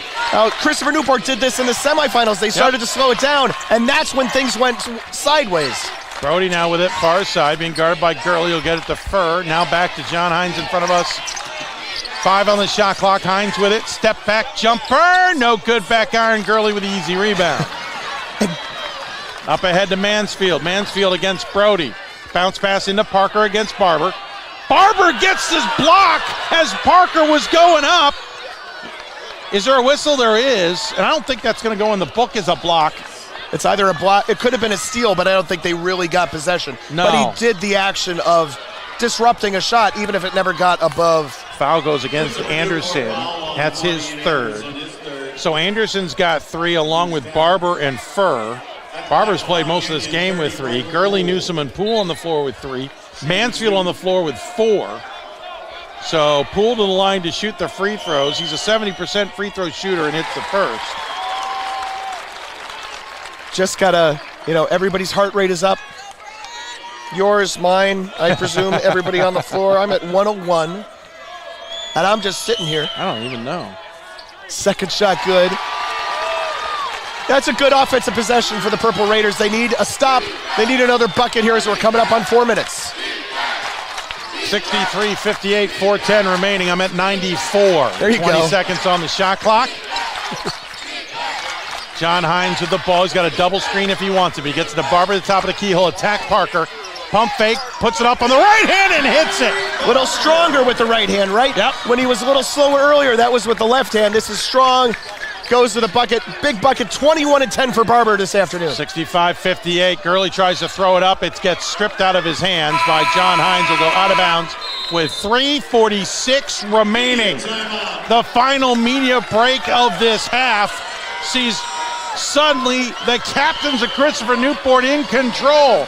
Their women trail at halftime, but the men lead with 3:46 remaining in the national championship game. A good citizen is someone who wants to make a positive impact, both in their communities and in the world around them. The Division III approach is absolutely the best approach out there for amateur sport because it wants student athletes to explore all parts of who they are. Be successful in the classroom, be successful in competition, be successful in the community. So our student athletes learn what it means to strive for and attain success, but doing it the right way and being good citizens. I used to never really talk. Ever. I was afraid if I said something wrong, everyone would laugh at me. But then I started to play golf with Special Olympics. It helped me to find my voice. And now everyone else is speechless. We've got more schools than Division I, more fans than Division II, and more upsets than March Madness. There's nearly 850 programs with over 11,000 games leading to 2 national championships. And we've been covering it all for over 2 decades. From Eastern to Occidental, from Puget Sound to Piedmont, from Southwestern to the University of New England, and from Hope to Calvin. Nobody covers Division III basketball like we do. We're D3Hoops.com at www.d3hoops.com. Passion's love. Passion is love for what you do. Because I think when you face challenges, it comes down to how much you want it and how much you love it. Passion is what keeps you going forward. Seeing so many people that were like-minded and so hardworking in their sport and academics, being surrounded by like-minded people makes you want to be more passionate. I think it pushes you to a different level that maybe you didn't think you had. And you can do the best of both worlds and love all of it. At one point, Mount Union led this game 45-35 on a putback by Christian Parker with 13:55 left. Dave and fans, it's been 30-13 since then for Christopher Newport, and they lead 65-58 with 3:46 to play. Mount Union hasn't hit a field goal in the last 2.5 as we're back underway. Mount Union with the ball on their end. Mansfield will kick it to Parker, far side three-pointer, way too long. Ball is loose and coming way too close to our broadcast position before Brody will pick it up and get it back to John Hines. CBS had much more to worry about than we did. Fair point. They can pay for their equipment, though. Brody on the hesitation baseline will get it to Anderson. Anderson needs to find help. Yep. Loses the ball, but Barber chases it down. 15 on the shot clock, and John Hines has it. And they'll reset things here as it hits 10 on the shot clock. Hines into the paint, turnaround! Will not count, but he draws the foul on Poole. That is number 4 on Mr. Poole. 4 for Poole, 4 for Mansfield. Gurley and Newsom with 3, and of course, Logan Hill already fouled out for Mount Union. 3:12 remaining, 65-58. Captains the lead, trying to sail their way to a national championship. Hines, who has camped out on the free throw line today, misses the first. He's now 8 of 12. Coming into the game, he averaged 61% for the 2-time first-team All-Region and 4th-team All-American this season. Missed the second one. First time he's missed 2 on a trip. Rebounded by Mount Union. Mansfield will come up, tries to draw the foul on Hines. All right. Now he'll attack again. Nice bounce pass to Parker, who lays it home. That's their first layup in over 3 minutes of time. 65-60. Quickly up ahead to Anderson. Can't hold on to it. Parker tracks it down. Mount Union's coming the other way. Mansfield almost deflected it into the CNU basket. Mansfield, but 21 for Parker now. Mansfield will try and use a screen from Parker, and they're going to call a pushing foul on Brody as he shoved his way through Parker. That's his first free foul. 2:42 remaining. Captains with a 5-point lead. They have trailed by as many as 14. They started this game 1 of 17 or 3 of 17. I've actually lost track. Neither number is good. As Parker hits the first free throw. Parker now 2 of 7 from the free throw line tonight. 1 of 16 was their official drought to start the game. 1 of 16, and they're now 23 of 67. Yeah, 22 of 51 since then, which is a little over 44%. Parker buries his second as Henderson will check back in. It's been a while since we've seen him on the floor. He will spell Anderson. In the meantime, McCartney out of the game, Poole back in as Feuline is starting to go to the offense-defensive look. Interestingly enough, though, his top foul guys are out there for defense, but for the first time today, or this weekend even, Mount Union shows a little bit of a full-court press. I think you get Henderson out there for that ball handling, and also he's a better foul shooter than Anderson, too. That may come in handy down the stretch. Henderson's got the ball being guarded by Newsom. He picks up his dribble on the near wing. We'll get it to Barber on the baseline. Barber's going to back Parker down one-on-one. Turn around in the lane, gets a touch on it, does Parker, and it still falls. It didn't matter. 67-62 as we approach 2 minutes to play. 9 of 14 from the floor, 23 points for Barber. Mansfield with the ball bounce fast into Parker. It's Parker versus Barber, and this time it's either Barber or it might be Feuer with the foul. Fur, thank you. It is Fur. He came in on the help defense and slapped him in the hand. He's got 4 fouls now. Well, with 2:05 remaining, it probably doesn't matter much. Parker will go to the line to shoot. He is now officially 3 of 8 after starting 1 for 6. I mean, Mount Union's made 6 of his last 7 of its last 8 foul shots after missing 5 of 6. Just barely had that one. That was rolling off before it finally rolled down. And John Krikorian, I think it's all those slams from the All-Star game. Krikorian, yeah, right. Krikorian literally telling his team how to get in front of the guys on the block out. And it works, but it doesn't matter. Parker hits the second one. He is now 4 of his last 4. It's 67-64, captain's lead. 2 minutes to play in the national championship. Something to keep an eye on, Dave. Just 1 timeout left for the Purple Raiders. Lazy pass from Henderson. What's the call? Looks like it's going to be a foul as he was trying to get it to Brody. The ball popped loose, and I think they're going to get Gurley for a shove, and they will. Watching it again, he is pushing against Brody's shoulder. He's kind of riding him. You get some riding time. He's got it clean with his hand, but it's his chest who's literally riding his shoulder all over Brody and forcing Brody to the floor. Yeah. You get your riding time on that if this is a wrestling match. Gurley picks up his 4th foul. They now have 3 players on the floor with 4 fouls, 1:53 remaining, and Brody hits the first free throw. Well, it's not a pretty one, David. Off the phalange on the back, and then somehow managed to roll in. I just wanted to say phalange. Fur out, Anderson in. I know you did, and I just like how you used it. I know that's not how you pronounce that word, but 1:53 remaining in the national championship game. Both teams looking for their first ever title. The captain's trying to be their first ever men's program to win a national title. Brody missed it, but he knew where. Gets his own rebound to Henderson. Back to Brody for 3. Can't hit it. Ball is loose. They're going to call off of Mount Union. Feuline can't believe the call. He wanted a foul. Oh, that's absolutely off of Mount Union. I think he just wanted Barber for the call, but Barber did a nice job of just going up with his hand to get to the ball. He didn't foul anybody. He was being blocked out. They're going to review it anyway, but this is going to be a quick review because they're going to find that the only hands near it were Mount Union's. Tell you, I think he wants the foul on Barber, but if you see the replay,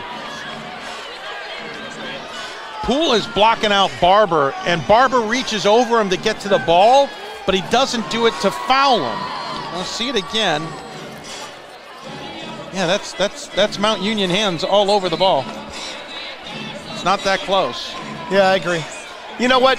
That's all right. We have it available to us. Let's look at it. No problem there. 4-point game with a $1:46 to go. Meanwhile, just looking at Mike Fuline's demeanor, right? We talked to him, and he's, calm, and he's self-effacing and all that. He's also Italian. Like he said his dad, full-blooded Italian. You get some of that in his personality on the sidelines, and it's you got to fire his team up, not too much. This thing, I still think, Dave, that with a $1:46 to play, down by 4, they don't need help per se. Play their game. They can still make these points up. This game is far from over. Yeah. It's a struggle, though. Mount Union, as you said, 3 guys on the floor right now with 4 fouls. You can't take any of these guys out. These are your guys. John Hines will inbound it. Fiore on the floor. They try to get it to Furr, and was he fouled or did it deflect out? I think it's just knocked out. Okay, so Furr on there with Brody, along with Hines, Henderson, and Barber.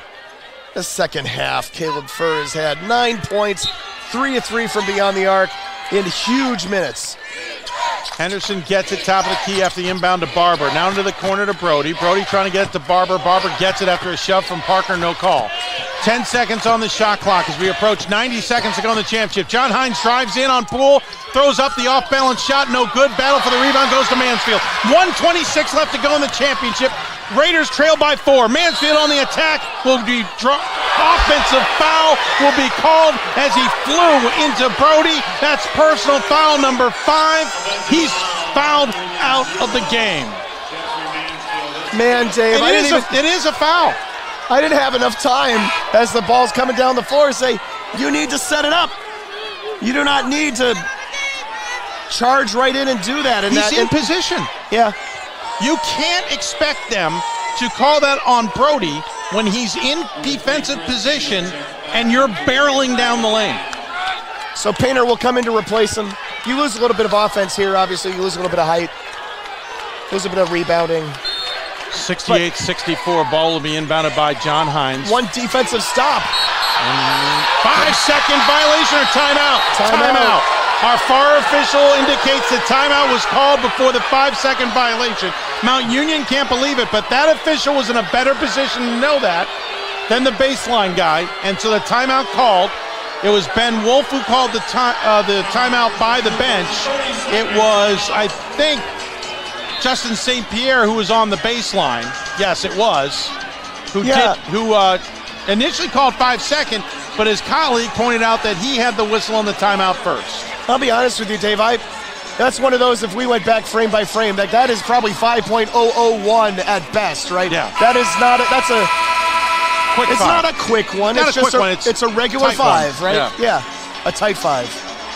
But again, the official is in position in that spot to hear the coaching staff in case that happens. That's why he's positioned there in that moment. Yeah, and there is, in any human being, there's a half-second lag at before you get that Absolutely. whistle blown, right? John Hines will inbound it, gets it to Henderson. They don't make a change, do the captains. No, and you do not want to foul yet if you're Mount Union. You want to get this stop. Comes up. Minute 15 less than in the national championship. Brody being harassed by Painter. Let him shoot. Painter finally will draw the foul. If you're Painter, sag. Let Brody shoot. Brody's struggled tonight. My 2 cents anyway. 1:09 left. Brody will go on the line. He's 1 for his 2 in his last trip. This to try and make it a full 2-possession ball game. He can't do better than that. He can only make it max 6 points here with 69 seconds to go. And he will not make it a full 6. One of those guys from the D.C. suburbs, Matt Brody from Fairfax, Virginia, W.T. Woodson High School, Ian Anderson from Sterling, Trey Barber from Woodbridge, Rodney Graves from Woodbridge. That one rattles home the hard way. 5-point lead, 69-64. Mount Union the ball. They've got Poole, Gurley with possession, Parker, Newsom, and Painter on the floor. Gurley pump fakes, gets it back from Newsom on the pass. 58 seconds left inside to Parker, wide open. They let him have it. There you go. 55 seconds left, lead down to 4. 25 for Parker. Inbounded to Brody. Brody will go back to John Hines. 27 for Parker. Hines crosses the timeline, puts up a floater to Barber. It's a bad pass. It's turned over by Parker. Up ahead to Newsom. Newsom picks up the dribble, gets it to Gurley. 40 seconds left to go, trailing by 3 in the national title. Mount Union has one timeout. Don't use it here. Gurley attacks Barber, draws the foul. So Gurley will go to the line. If you're the Christopher Newport captains, you don't mind this. It's only 2 points I would at the agree most. with that. And Gurley has not gone to the line tonight, and he's a team best 77% free throw shooter. And Dave, these are smart guys. They're senior guys who played a lot of basketball on the Mount Union, on the floor for Mount Union right now. You just let them go and do their thing and figure it out. Save that timeout for when you really need it. Gurley's first free throw splashes home. Man. Cuts the deficit to 2 with 33.7 left. Both teams with a timeout remaining. 9 of their last 11 from the foul line after a dismal start for Mount Union. Our lead official, Darren Drake, with some instructions to those on the box. Gurley, last free throw, up and in. 1 point lead for the captains. Hines will inbound against the pressure, trying to get it to Henderson, and does. Gets past Newsom. Henderson comes across the floor to Painter's side, trying to get across the timeline. Will he travel? No. They don't call the travel. Up ahead, stolen by Gurley. Gurley's coming back the other way, 20 seconds to go. Up ahead, layup is no good. Parker puts the rebound in, and the Raiders lead by 1. Here comes Henderson the other way. Out of control, off glass and in. Count it. It's a foul. He's going to the line to try and make this a 2-point lead. My God, Dave, what a turn of events. You get the steal. Bad pass. Stolen underneath. Back the other way. Layup no good. Put back counts. And then no timeout. Don't take the timeout. Henderson pushes the tempo. Takes it to the bucket. And it's a 1-point game with 13.4 to play.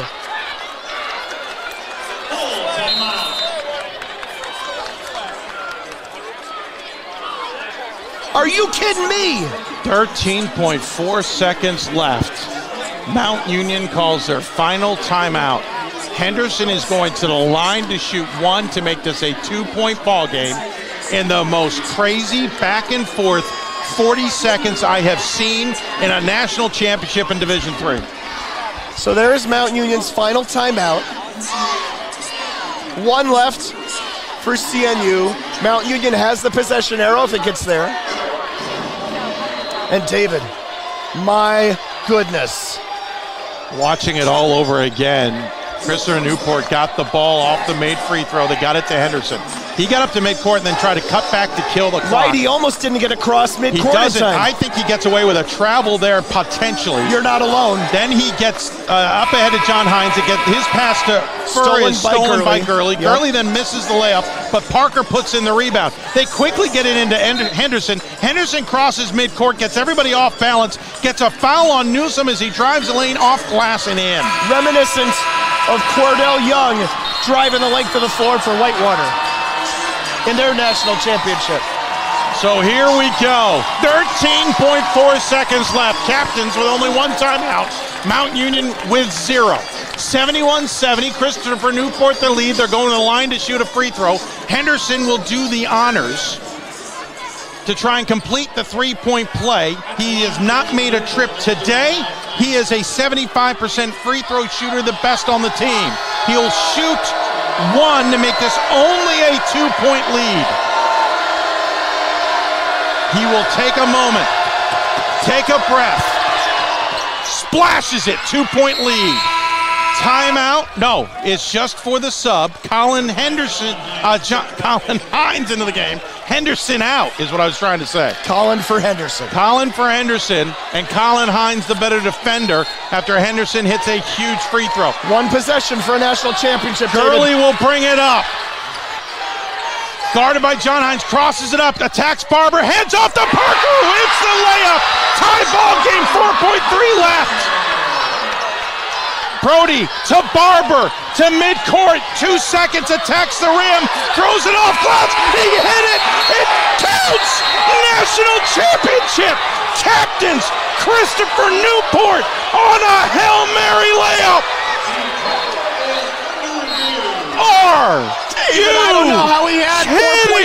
seconds to do that. From midcourt, Trey Barber, the big man, takes it all the way himself. Barber looked up at the clock when he crossed midcourt. Said, I got this. Crosses the three-point line.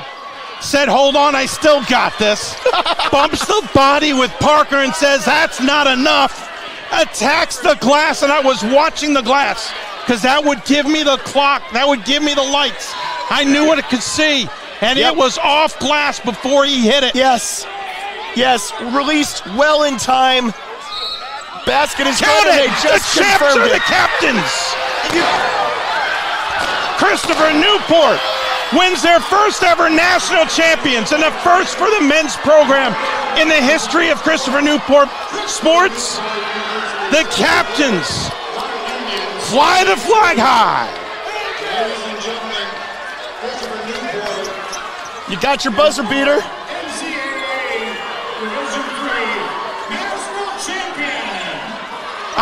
The last minute of this game will go down as one of the most bonkers, electrifying, seat of the pants moment in D3 men's basketball history. I've seen some amazing finishes since I've been to the Final Four since 2001, Pat.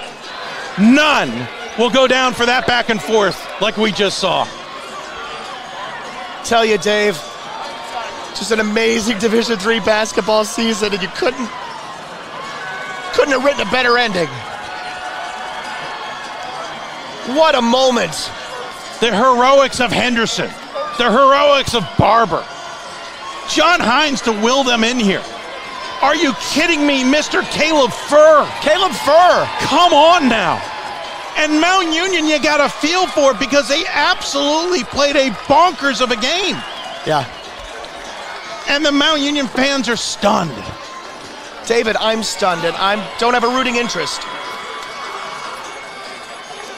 My in the meantime, goodness. Trey Barber and John Krikorian, the tallest and shortest people on the St. Christopher Newport team, are lining up to talk to Mo Cassera for CBS Sports. But Pat, come on now. I tell you what, David, we've been on a lot of basketball games. I don't know how you top this one. I'm just trying to think back. Parker wanted a foul called there, and I watched it again. Barber did an amazing job of keeping his arms into his body and not once extending out against Parker. And you know what? This is crazy because Parker hits an unbelievable shot. Right. To tip in off the miss on the other end, it gives it a tie ball game. And then they get it into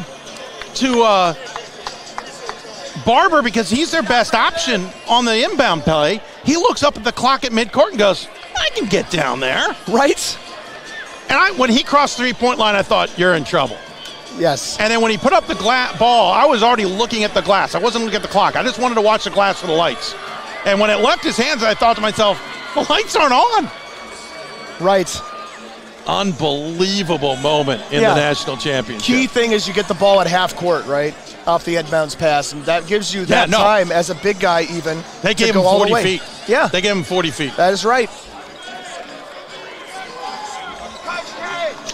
The captains of Christopher Newport are national champions in men's basketball. In the meantime, their women's team is playing in the semifinals. This has not matriculated to them, I am quite sure. Who knows if they will be playing for a national championship themselves. But if I am shameless for a moment, that is what, the fourth team championship for Christopher Newport in any sport? Sure. Softball just women's recently. Soccer. Women's soccer last year. Men's basketball. Now. I thought there was a fourth. So let's go with three. I've been on the call of two of them. There you go. Christopher Newport, your overall champs on the men's side. And remember, folks, they started this game 1 of 16 and down 14. Yeah. Oh, by the way. All of that also happened today. Unbelievable. Henderson hits a huge free throw to force this into a 2-point game.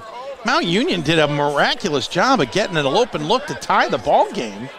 They just couldn't stop Barber when he finally put his mind to it. He just said, no, excuse me, I'm coming through. What a game. Meanwhile, we have another clip for that We Are D3. Oh, yeah, that's getting re-edited. Yep. No, we're done. Maybe try and get the audio call in there and really jack the whole thing up. I mean, you'll have most of it in that sound anyway. Yeah. Right? Tell you what, I'm amazed. I'm over the moon, man. This was an amazing basketball season. An amazing tournament and an amazing season wraps up with an amazing game and an amazing final minute. I'm going to watch that minute back for a long time to come. And Christopher Newport gets to put its name in the championship circle for the first time. Yeah. Third trip to the Division III Final Four, first trip to the title game, and they bring the big doorstop home with them. Yeah, the Walnut and Bronze is headed back to Newport News, Virginia, in the Freeman Center. Incredible job by, listen, Mount Union, hats off on a terrific season. 30 wins. They bring almost every one of those players back for a championship themselves. This is going to be, next season's lining up to be pretty spectacular too. And Christopher Newport, they lose anybody? They'll lose Ian Anderson, who was pretty significant in tonight's game. They'll lose Matt Brody. He had some key moments for sure. They'll lose Jake Lotta, though Lotta didn't play much in the second half at all. John Hines is back. Trey Barber will be back. Ty Henderson will be back. Caleb Furr will be back. Colin Hines will be back. And that's what's going to be key. Mount Union, by the way, too, they'll bring back quite a bit. They'll lose Jeffrey Mansfield. They'll lose Colin Gurley. But Daryl Newsome will be they'll lose Daryl Newsome as well. David, they are not guaranteed to lose Colin Gurley, by the way. Colin Gurley still has a year to give. Does he? Okay. I thought he played 3, then transferred, came back and played his 4th. But I lost track. Christian Parker will be back. They will lose Brandon Poole. But they got some guys on the bench that are going to make a big difference in this one as the official trophy presentation will take place here for Christopher Newport. We'll keep it through that announcement, and then we will sign off as we have other things to do, like press conferences to attend and stuff to take care of. You can go to d3hoops.com for an official write-up on this one, or write-ups, I should say. Writes up.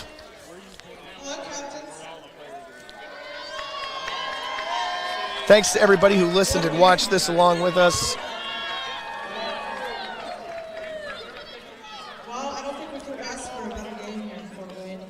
Been a heck of a game. Men's basketball championship. Congratulations to the captains of Christopher Newport University. It has been a tremendous few weeks watching you compete in our national bracket. We've just enjoyed watching you all compete. On behalf of the NCAA Men's Basketball Committee, we congratulate you, Coach John Caporian, and the captains.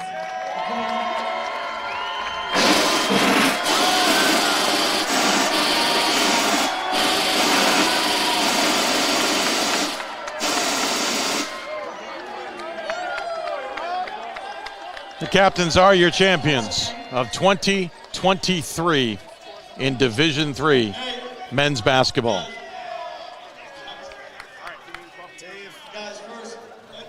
Dave, I don't know how many more words you expect me to say. I got nothing. I don't know that I have them other than, general final stat type things. This has been. We should do that, actually. Let's do that. So, of course, Christopher Newport with the final. They win 74-72.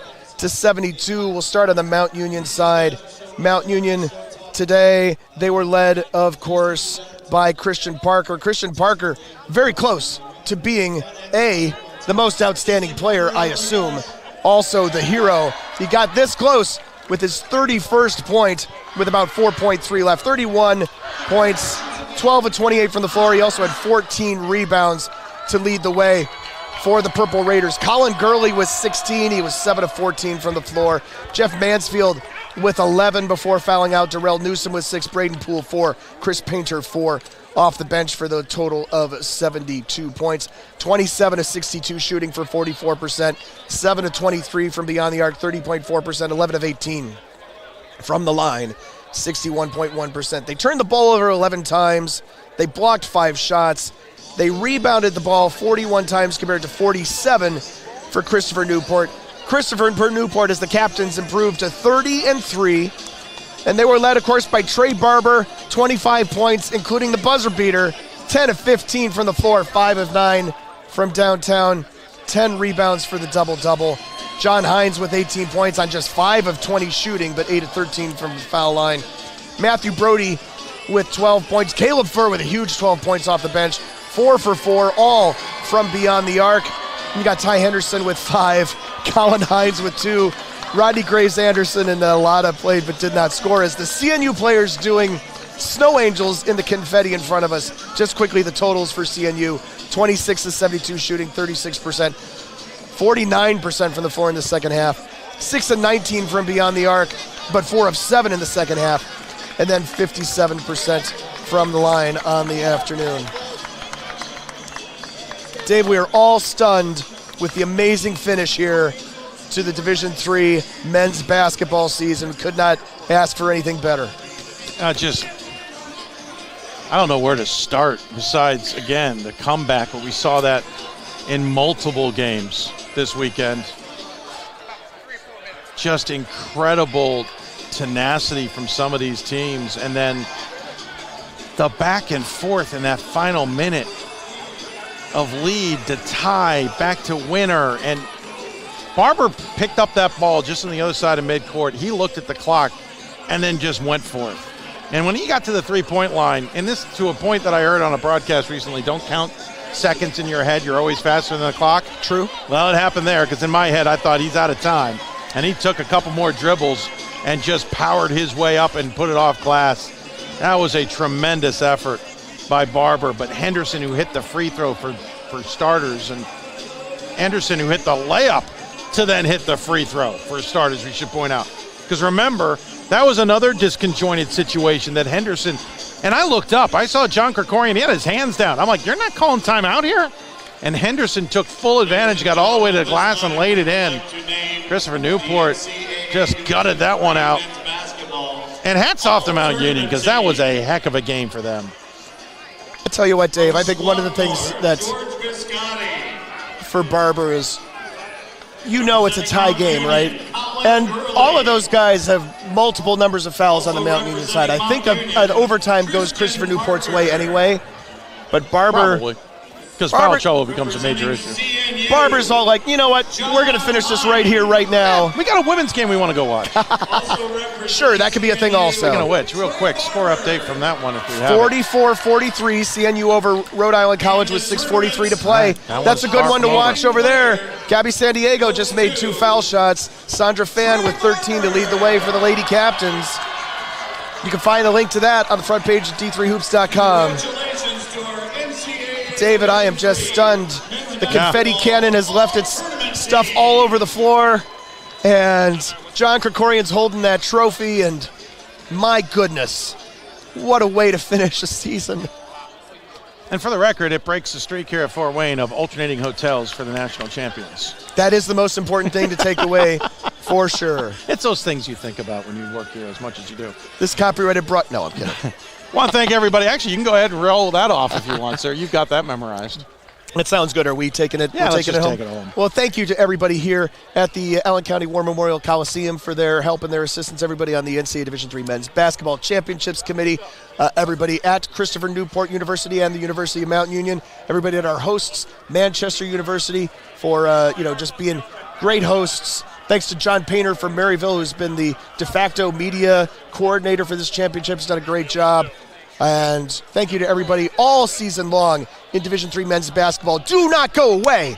We got 1.1 women's basketball games left to play today and a national title game on April 1st in Dallas, Texas. Full coverage of that on d3hoops.com. And if you're still listening, Hoops will be on Tuesday this week. We thought better of trying to pull that off on Monday. So for my partner, Dave McHugh, I'm Pat Coleman. saying good afternoon from Fort Wayne, Indiana. This has been a copyrighted broadcast of D3Sports.com and intended solely for the private, personal use of our audience. Any other broadcast, rebroadcast, or other use of the descriptions and accounts of this game without the express written consent of D3Sports.com and NCAA is strictly prohibited. The final score, Christopher Newport. Look at me. Look at me. We are the captains, 74-72 over Mount Union, the final. Good afternoon, everybody.